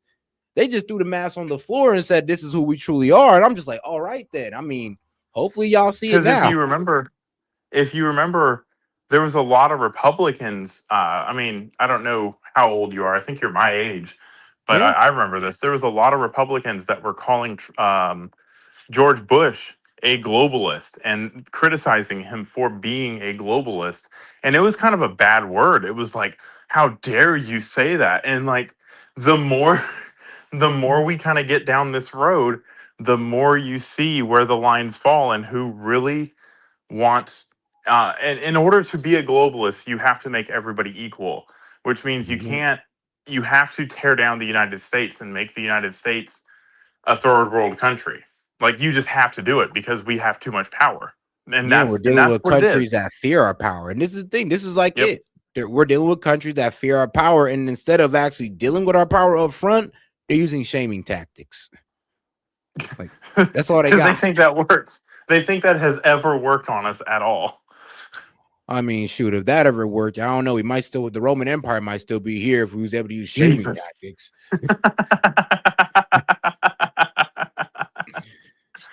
But all right. Our next story takes us to Greenland. Europe has finally decided to flex its muscles there. It has deployed troops to the island. It sounds serious and ominous, right? Like Europe is arming the island of Greenland. But wait till you hear the number. Europe has sent less than 50 soldiers. Yes, 50. Hey, I'm petty. I'm petty. Bro. Even one's a threat. They shouldn't have sent one soldier there, okay? 50 soldiers?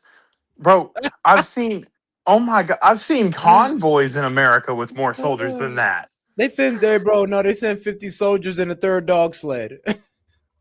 Stop. You're wrong for that. You're wrong for that. The dogs have nothing to do with it. Leave those puppies alone. Because that is hilarious. 50, that's all y'all was able to get. And y'all think y'all could, you was going to hold us off with 50 soldiers? Oh my God. Well, so here's the thing. Great joke. An attack on one is an attack on all. That's Article 5 of NATO. Yeah. So If we all they pull have out to and we do, attack them, yeah.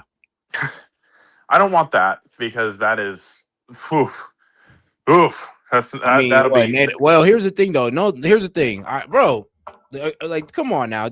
But like Monty, like, watch this. Do you not think that this is gonna happen? What would happen if the United States and NATO went to war? After President Trump's blunt declaration about taking Greenland, NATO would immediately decide to expel the United States from the alliance and impose severe sanctions. In response, the U.S. would launch a war against Canada. Within a short time, American forces would sweep through Canadian cities and take full control of the country. NATO's Article 5 would then be activated, officially declaring war on the United States. However, the U.S. would act first by deploying its naval fleets close to Europe's coastlines. B-2 bombers would be used to strike NATO military bases while supporting ground forces landing on European soil. At the same time, the United States would take advantage of the situation to seize Greenland without facing any real resistance.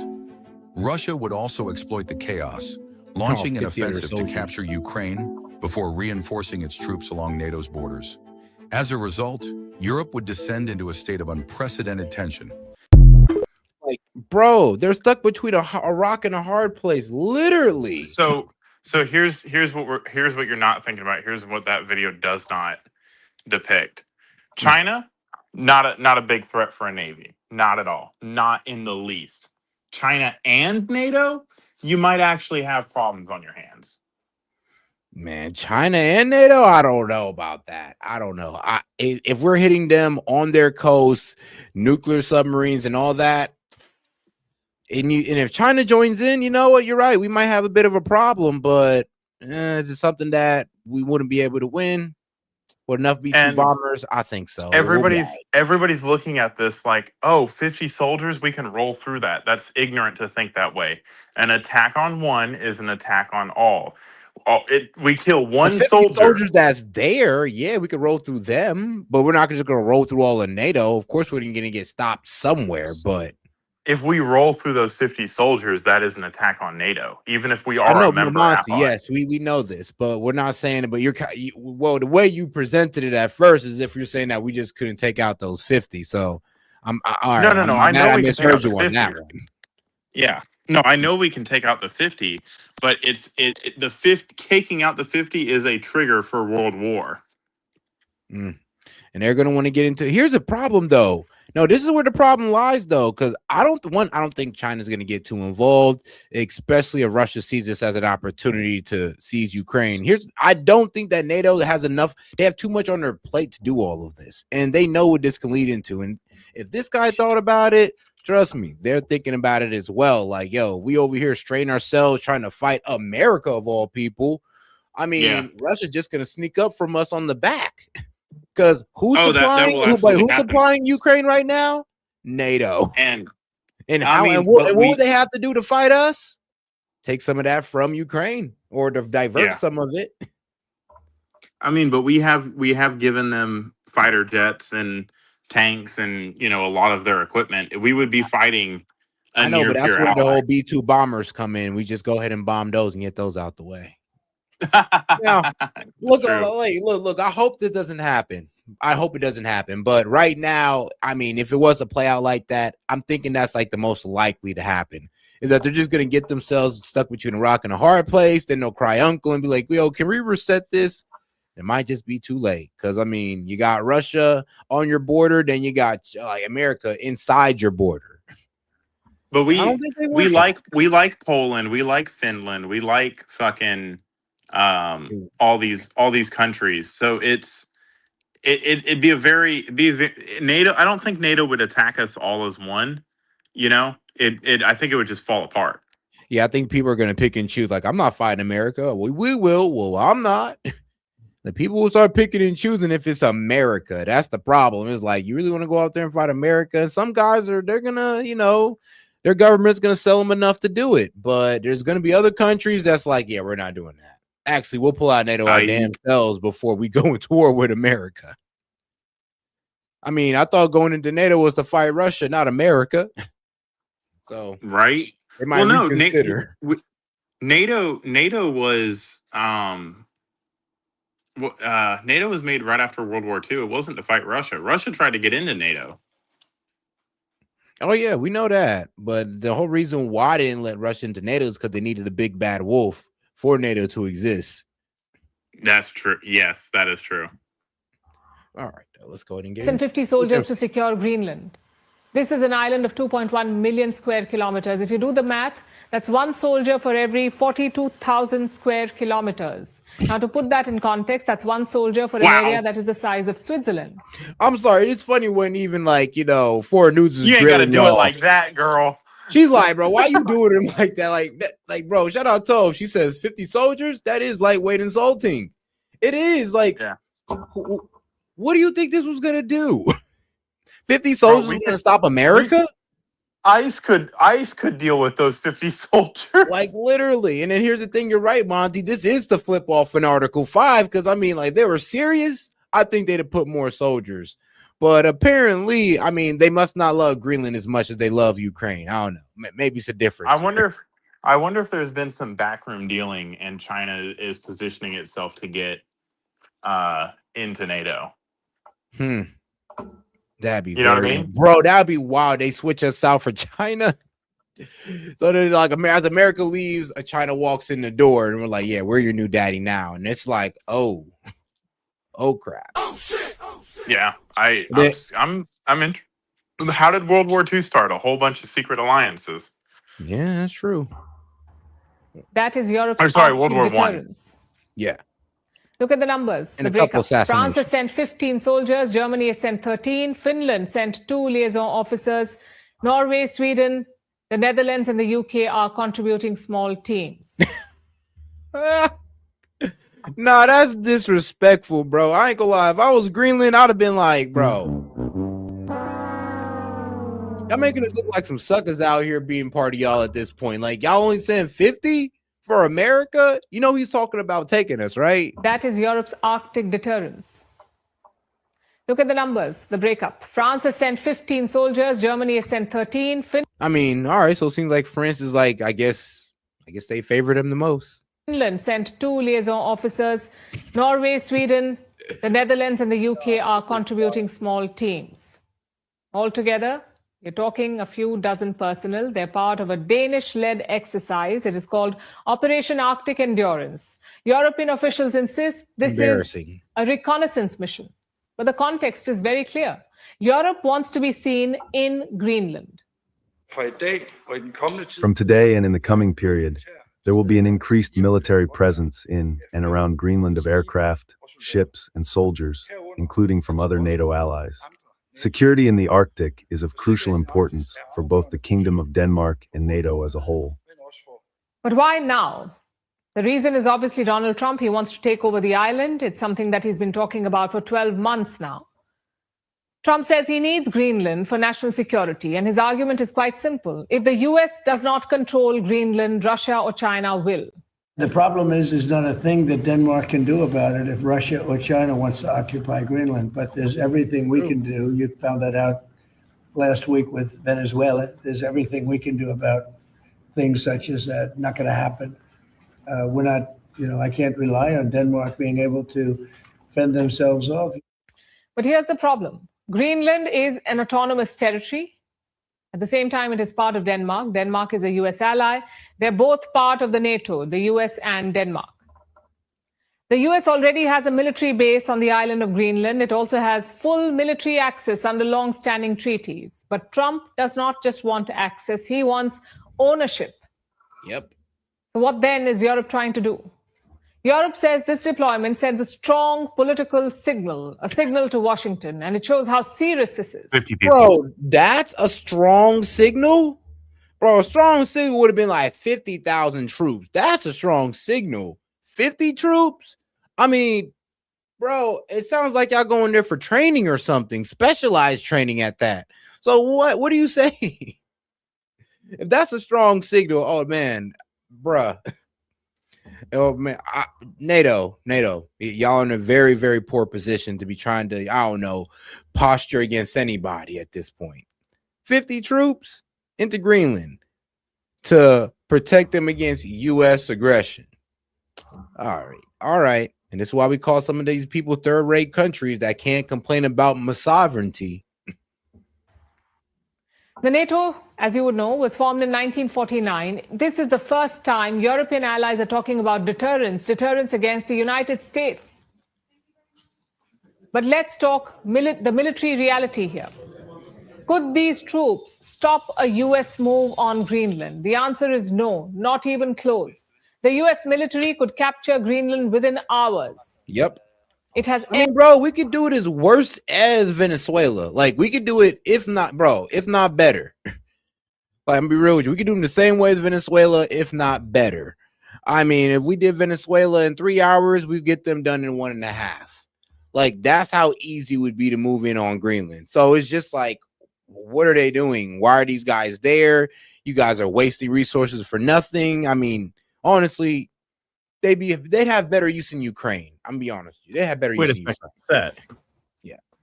Like, realistically, what would taking Greenland militarily even look like? You just roll in and everybody surrenders. I mean, bro, what are we gonna do? Shoot, bro. I mean, we're gonna shoot at their feet and they're gonna surrender.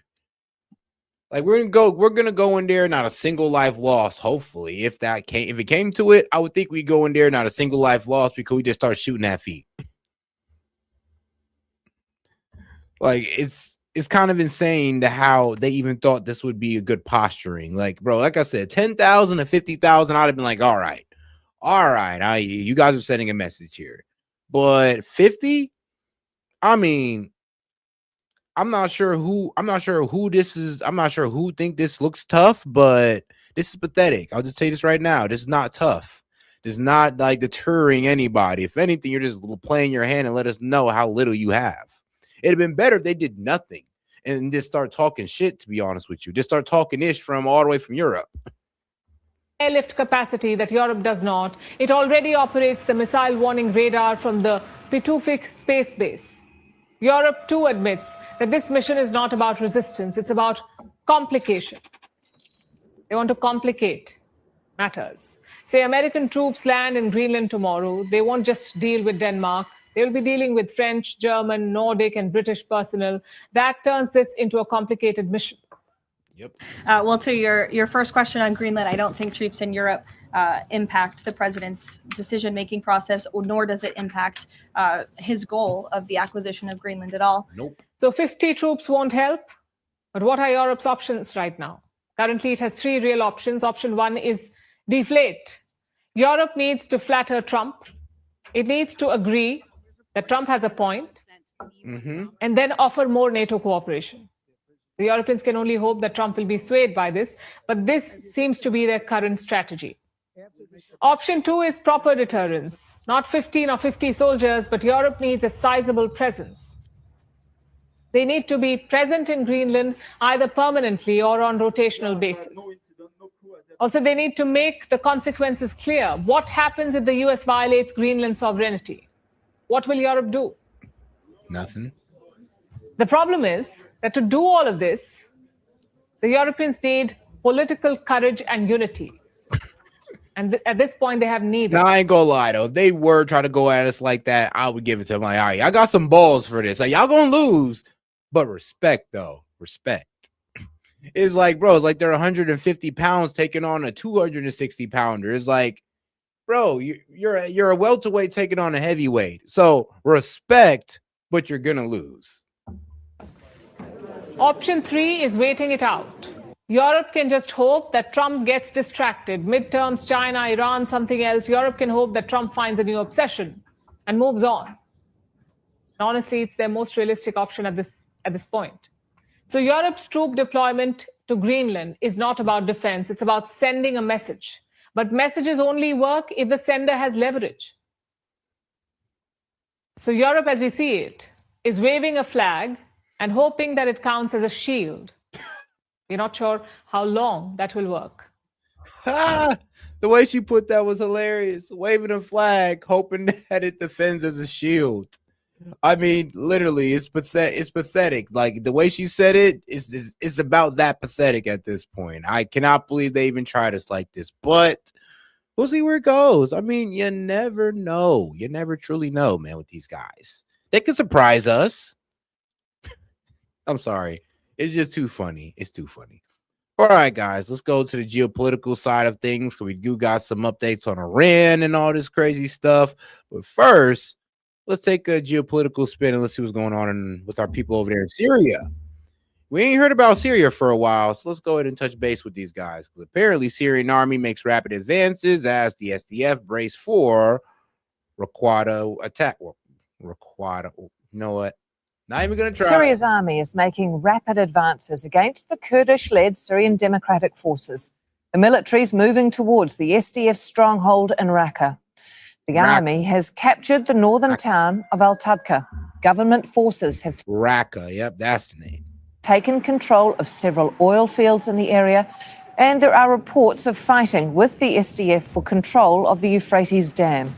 Earlier, the SDF agreed to pull out of neighbouring Aleppo province. The lighting offensive has now moved into the Raqqa province. Syrian government forces are amassing heavy military equipment there. Raqqa is home to several prisons holding thousands of ISIL fighters, as well as significant oil and gas reserves. The Ministry of Interior has entered the city of Al-Tabqa with its units and forces. The objective is, first of all, to secure public and private property. Second, to deal with any mines or explosives left behind by the SDF which may harm civilians. And third, to secure civilians and encourage them, especially those who were displaced outside the city due to clashes, to return. Well, the town of Al-Tabqa is some 40 kilometres away from Raqqa city. The Syrian military is also building up forces east of the city, near Madan. Fighting's also been reported elsewhere. Syrian state media says the SDF has been using drones in areas east of Deir ez-Zor. That's another SDF stronghold in the northeast. These are pictures from an oil field near Deir ez-Zor city. Tribal fighters allied with the government have taken control of several major oil and gas fields there, including Jafra and Konoko. Man, and this is why we can't really get things popping off with Syria yet when it comes to, accessing the oil there. Like, we got a guy in there who's, for us, who's supposed to be helping us work all through Syria, but yet Syria's still suffering from, civil war.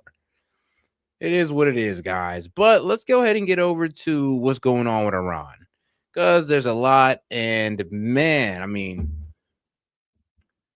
shout out to these guys, because these are guys that are really giving us the raw details of what's going on. Damn it. Times of India. All right. A stunning and explosive prediction is now raising alarms across the Middle East and Washington. A former U.S. ambassador to Israel is warning that President Donald Trump may attempt to assassinate Iran's supreme leader, Ayatollah Ali Khamenei, as early as next week.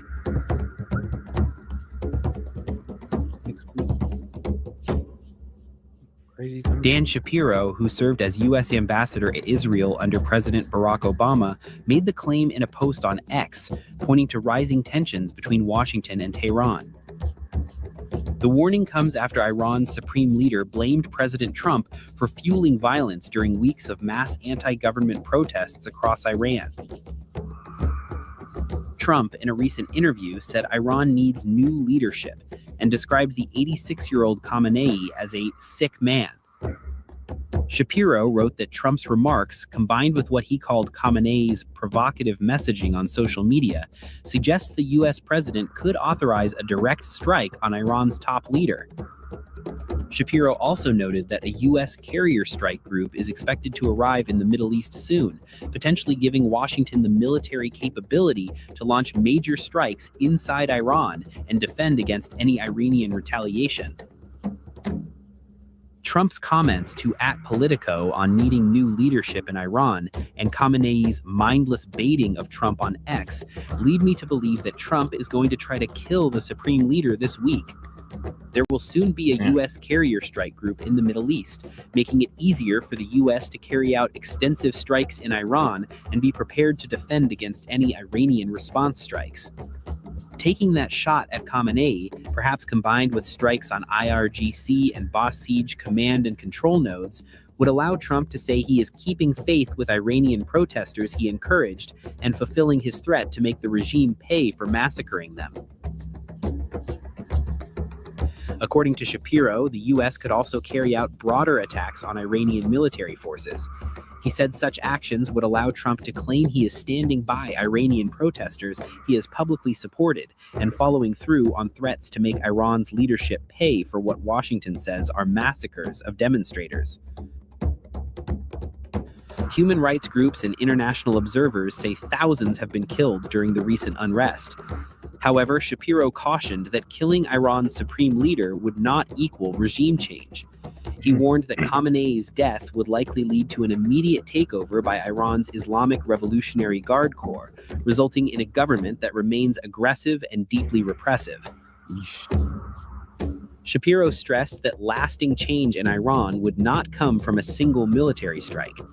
He wrote that true regime change will only be authored by the Iranian people themselves and would require sustained international support, largely through non-military means. Shapiro served as U.S. ambassador to Israel from 2011 until early 2017, and later held senior Middle East policy roles under President Joe Biden. The world stood on the edge of another Middle East war, and then suddenly, it didn't happen. A U.S. strike on Iran was widely reported as imminent. Threats were flying, and military options were openly discussed. I mean, yeah, people started leaving military bases. I mean, Iran was threatening to strike military bases. We thought it was on at this point. We said, all right, give it about a couple of days. And everybody's like, all right, never mind. Hold on. It's been called off. Saudi Arabia and Israel hit up Trump and was like, please don't do this to us. And here we are. But at the last moment, President Donald Trump pulled back, claiming the decision was his alone.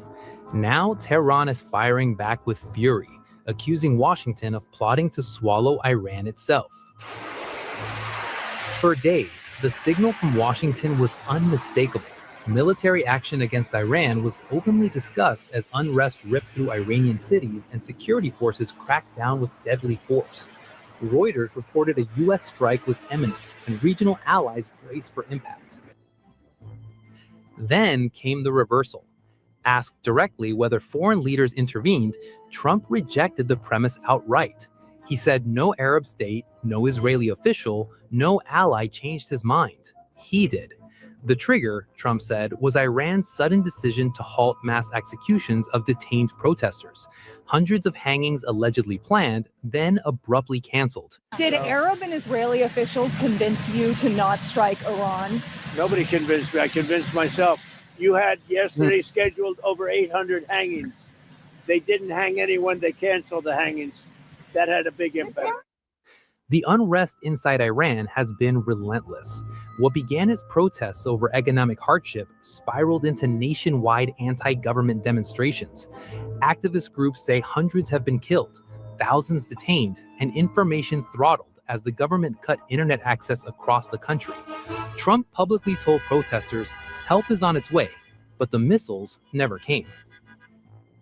Iran's supreme leader did not welcome restraint with gratitude. Ayatollah Ali Khamenei accused the United States of orchestrating the unrest itself, calling it an American sedition, not a spontaneous uprising.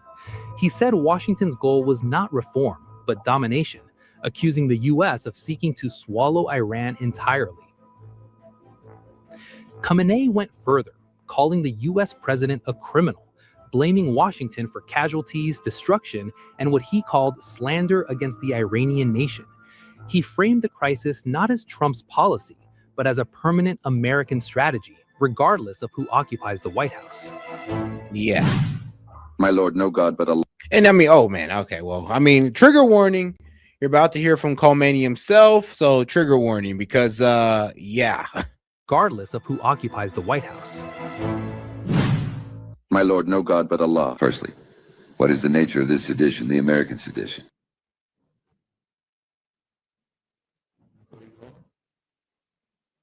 Planning things out, taking action. The goal of the Americans, let me quickly interject here, based on my extensive experience and several years spent within the Islamic Republic, I must state this clearly. America's ultimate goal is to completely devour Iran. Correct.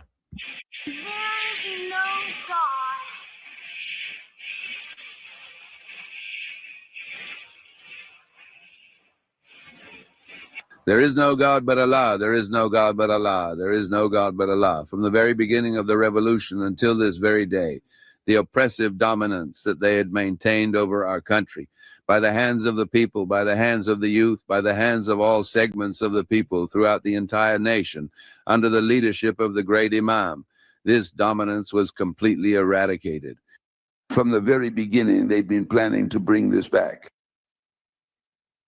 They have once again placed Iran under their military, political, and economic domination.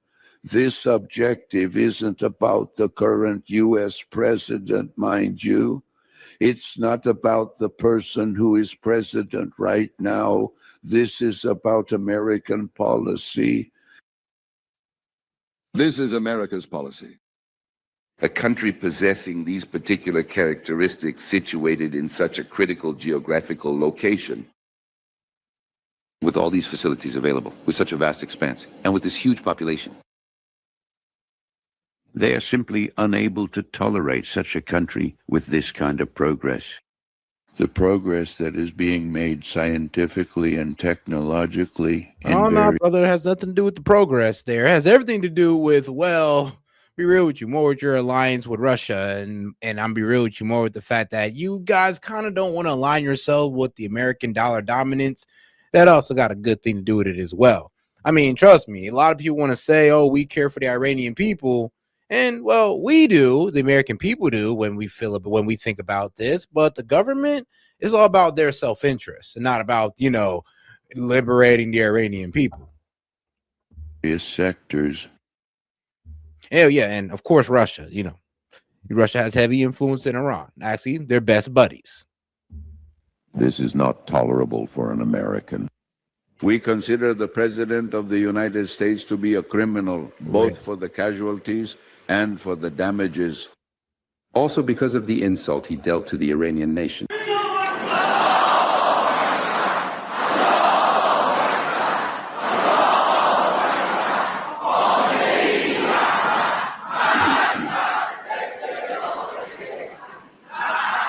Couple death to Americas.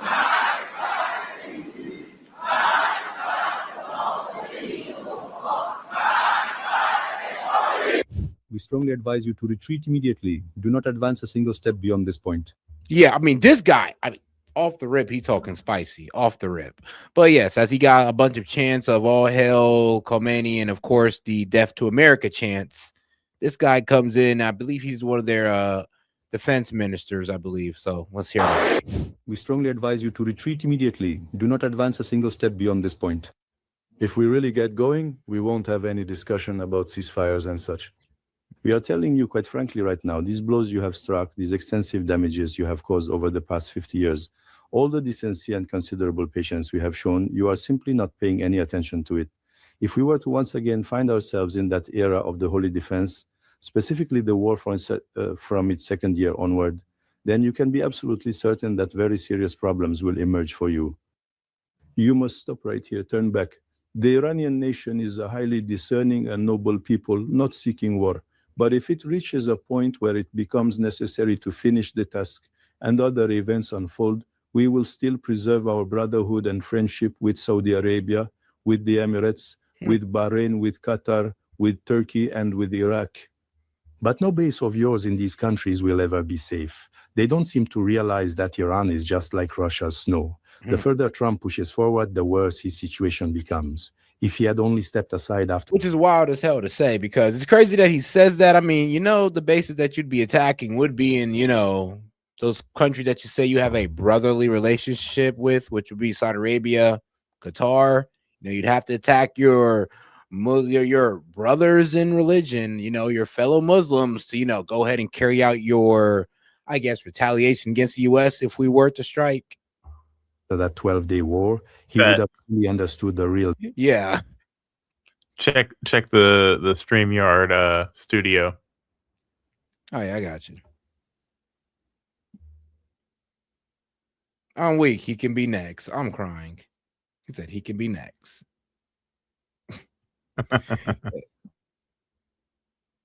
Whoops. Now put this back up. Depth of this whole incident. What? So, I mean, we heard straight from, Iranian officials themselves. Well, let's go to this one right here. For no mercy, executions coming. I know. Right from these guys. Iran has forcefully dismissed U.S. claims that it halted mass executions as deadly protests and accusations of foreign interference pushed tensions between Tehran and Washington to a boiling point. On Sunday, an Iranian regional official said at least 5,000 people have been killed since nationwide protests erupted late last month. And that's where it's coming from. Iranian officials are pretty much saying that there are 5,000 protesters, 4,500 protesters and 500 security men, including around 500 members of the security forces. The official accused what he called terrorists and armed rioters of murdering innocent civilians, directly rejecting President Donald Trump's assertion that I thought the number was like 2,000. No. That's what they released at first. They went and updated. That's what Iran released at first. Now they updated them to 5,000. So and they said that it may go up, but not by that much. It should be. I mean, so remember how we were talking like, oh, everybody kind of went home. That's probably a good reason to go home if 5,000 people just get murked. So the support might still be there. They're just scared now. Again. I mean, yeah, that's true.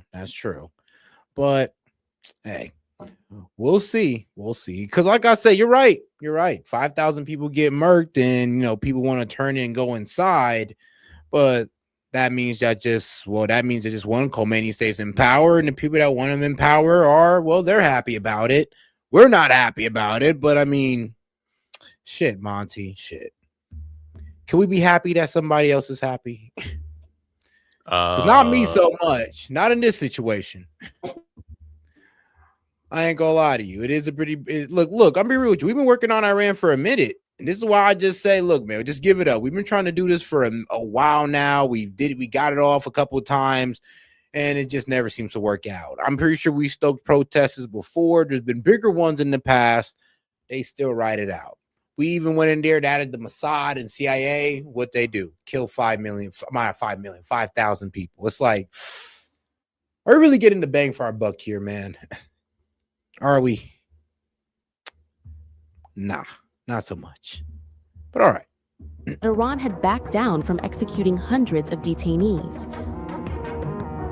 Trump had claimed that Tehran canceled the executions of 800 people following U.S. pressure. Iranian authorities now say that claim is false. Oh. You urged protesters in Iran earlier this week to keep fighting in the streets and said that help was on the way. Is help still on the way, or has your bar Well, we're for going to see. intervention As you know, Iran canceled the hanging of over 800 people.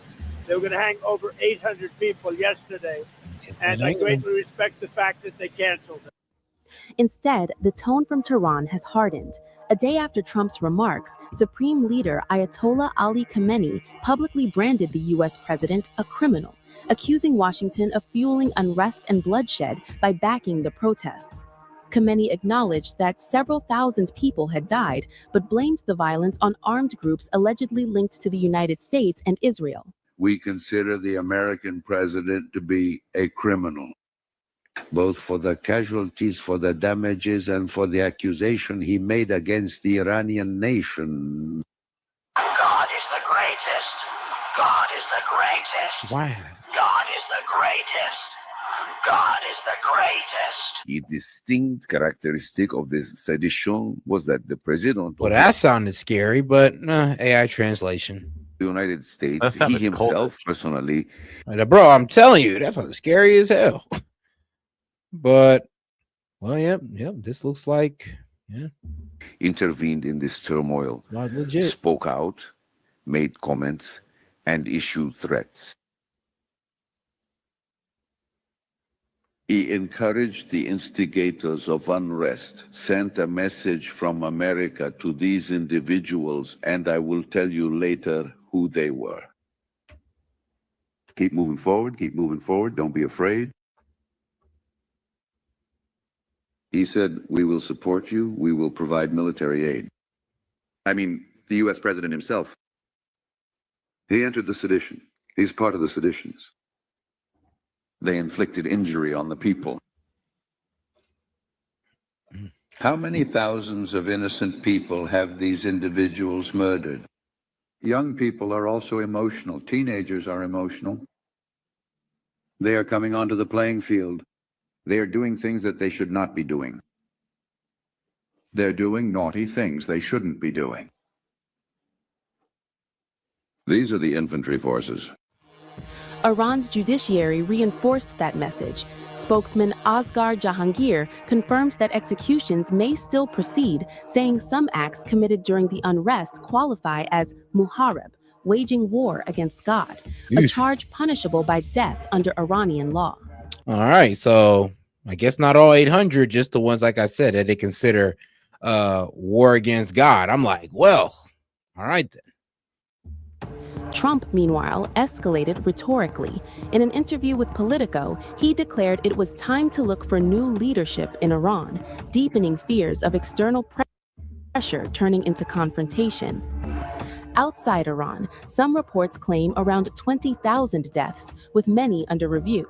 Iranian officials counter that the verified death toll will not rise sharply and insist foreign-backed armed groups inflamed the unrest. The official statistics naturally should be announced by the relevant competent authorities. I personally do not possess that information. Well, this is a very important security, law enforcement, and judicial matter. No country should ever allow its land to be used. Be turned into a place for misuse and exploitation to act against other countries. This stands as merely one instance among the multitude of cases involving the dissemination of information and outright fabrications that were deliberately produced concerning the recent developments within Iran. These were then systematically fed to the international community, leading, in some instances, to various countries making judgments about Iran based precisely on this incorrect and misleading information. The protests, sparked on December 28th by economic hardship, Oh, according to these guys in Iran, they're saying don't believe that 12, 20,000. Go ahead and take our number 5,000, which, I mean, hey, most likely you're not going to take that one, and most likely most people are going to run with the 12 to 20. But hey, according to their numbers, only about 5,000, and more is to be reported, which at least they're admitting that, you know, we're still counting more bodies. I'm like, oh, okay. It was only 500 the other day. Yeah, I know, right? Well, what was it? It was like it went 500 to 2,000 to 5,000. I was like, But then they hit us with but don't worry though, it won't go too much up after that though. If it will, but not too much. I'm like, what are you only saying? about An extra 500 or something? Oh, it's only going to go up 800 more. I mean, yeah, I like how they're talking about it like they're just numbers. It is grimy, but okay. According to them, this was all American inspired sedition and all this wild stuff.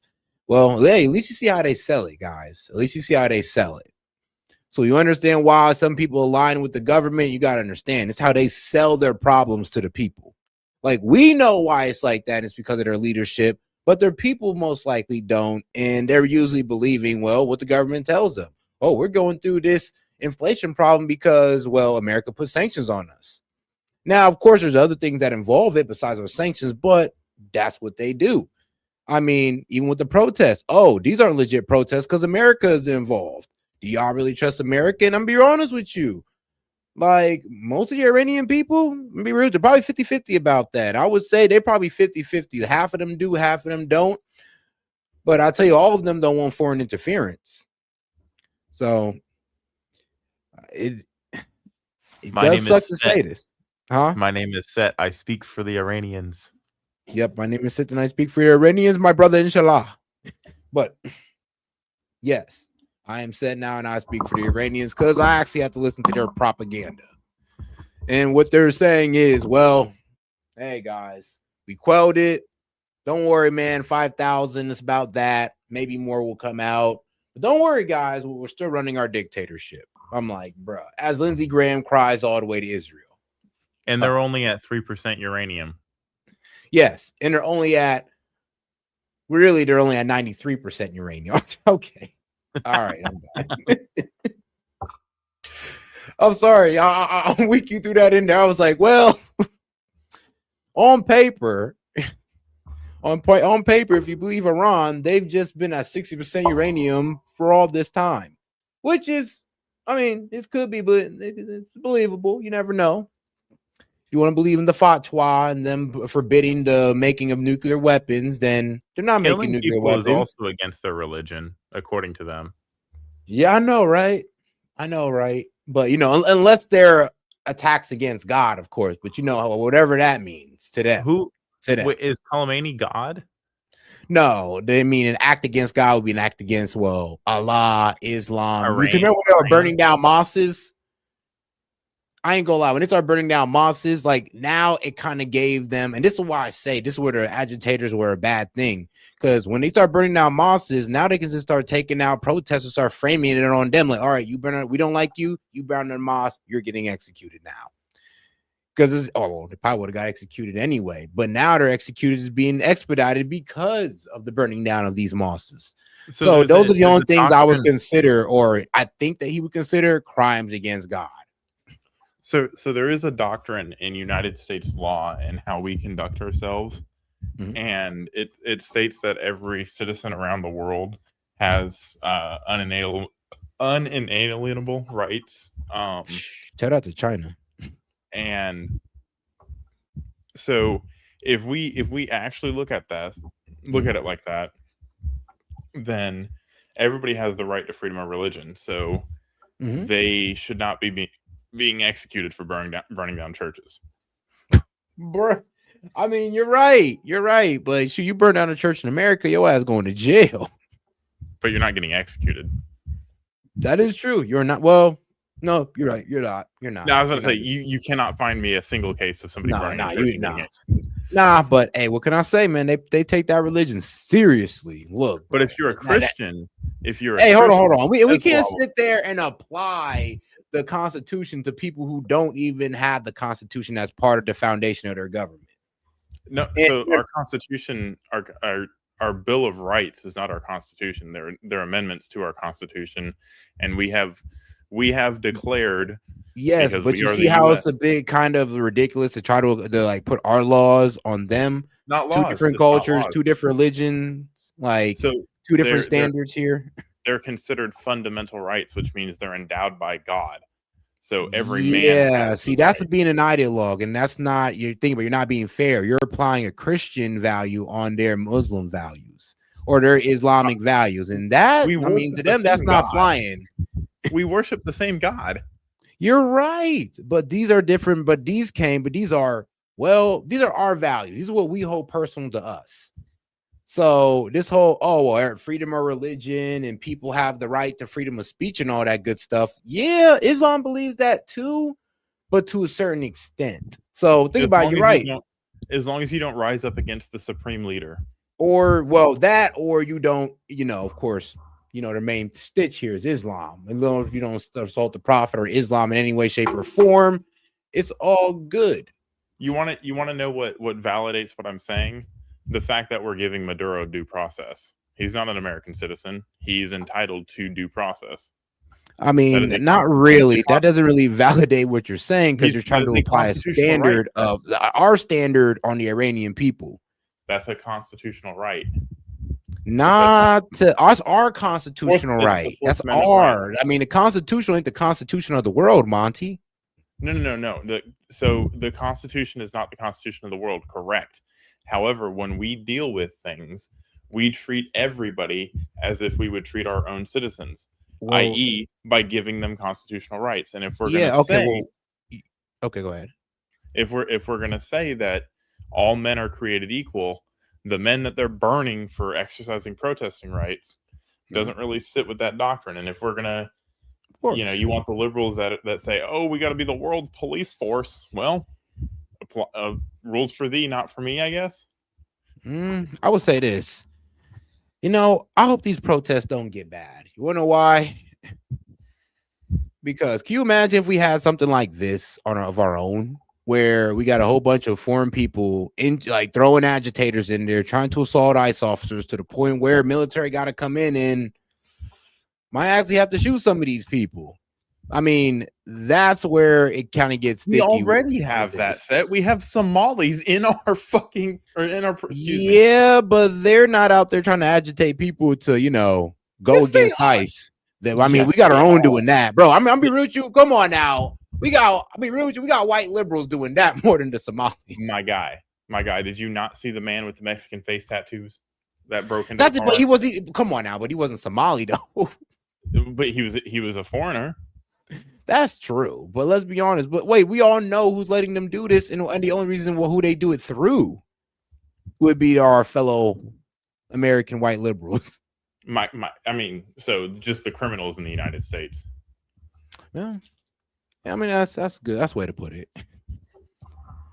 But I wonder if we can take a page out of Iran's book and just mow them down with machine guns. Say that again. I said I wonder if we can just take a page out of Iran's book and just mow them down with machine guns. I know, and just do a media shutdown and just tell the world, I'd be like, hey, we killed 20, but really it was only 5. I'm serious, man.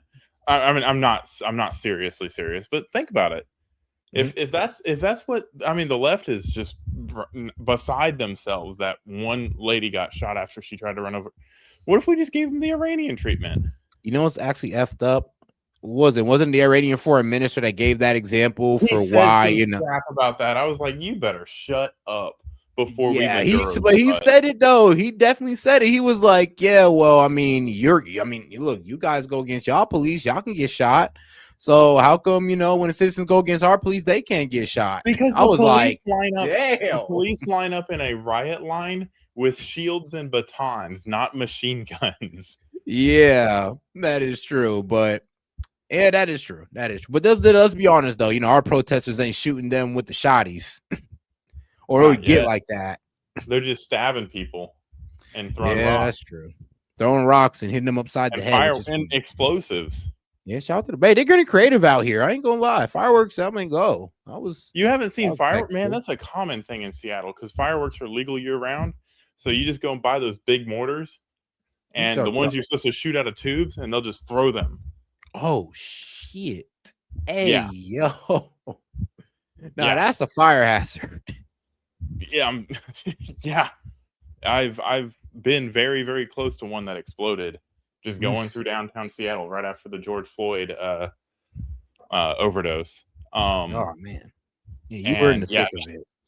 Whoo, that'll make your butthole pucker, man. But all right. Evolved into calls for an end to clerical rule, marking the deadliest unrest since the 1979 Islamic Revolution. While a violent crackdown appears to have quelled demonstrations in many areas, eyewitness accounts tell a darker story. Residents describe riot police firing directly at crowds. Verified videos show security forces beating and shooting protesters. The bloodshed has been especially severe in Iran's Kurdish northwest, where separatist groups have a history of armed resistance. Sources say fighters attempted to cross into Iran from Iraq as chaos spread. Internet blackouts have obscured the full scale of events, cutting families off from loved ones and trapping witnesses in silence. As Iran and the U.S. trade accusations, one reality remains clear. The streets may have fallen quiet, but the crisis is far from over. Naturally, I have my mother, and I've been with a sick woman for more than a week now. I don't know what her condition is. Living in Greece. We all have relatives who are out there sick. Oh, and if you don't know, she's an Iranian living in Greece. And we worry deeply inside. We don't know if they've been arrested or if they are among the dead. You might not, you probably won't even believe this. Every single day I open up my phone and I read, searching everywhere, hoping to find them either among the dead or perhaps among the missing. But regrettably, the news is only trickling out slowly. Therefore, we genuinely have no idea what's happening. Yeah, I still have family in Iran. My native Iran. Father still lives in Iran. I have family on his side, and I also have family on my mother's side in Iran. Aunts and uncles and cousins and, extended family. So the things that I hear from my family and friends are that, many people were participating. Almost everyone they knew was going out to these protests, going in the streets, actively participating in the protests, or at least like being out there and sort of watching and observing. And then I was able to get some information about like their safety after the crackdown and the shutdown of the internet. I know, for example, some of my, second cousins and so on have been injured, not life-threatening as far as I know. You can say we were at the edge of our seats. I follow the news through multiple news outlets, the national newspapers here in the U.S., but also the BBC and other outlets. I also follow through social media. There are certain accounts that have been very trusted in communicating what is happening in terms of videos or news. My mom is also very concerned. She's always been actually politically active in the previous regime and the current. Well, all right, guys, we're going to have to go ahead and call it a night on this one. Appreciate y'all for tuning in, and shout out to my man Monty also, man. Shout out to the co-host Monty. Monty, where you at now? No, probably asleep or something. You never know. All right, guys, I'm going to go ahead and close it down on this one, guys. I appreciate y'all for tuning in. This is Set with Set Media, and I will catch you guys on the next one. Make sure you double tap that screen and like the video, guys, if you haven't already, and make sure to subscribe to the channel while you're at it, guys. Appreciate the support. Catch you on the next one. Peace. Man, let me go ahead and leave out with this. Later. Oh, there's Monty. Hey. And we'll go ahead and leave out on this. We have breaking news. The U.S. military has ordered 1,500 troops to prepare for a possible deployment to Minnesota. Why? Well, as you know, last Thursday, Trump threatened to invoke the Insurrection Act in Minnesota, which allows the military to act as domestic law enforcement. So the Pentagon called this preparation for deployment, prudent planning, and that it's typical for them to be prepared for any decision the president may or may not make. Where are these 1,500 troops based? These soldiers are assigned to 2 infantry battalions with the Army's 11th Airborne Division, which is based in Alaska, and they specialize in cold weather operations. So does this move mean the administration is more likely to invoke the Insurrection Act? Again, the Pentagon is framing this as merely planning in case things escalate. Trump sort of cooled his rhetoric on the Insurrection Act on Friday, saying there's no reason to invoke it right now, but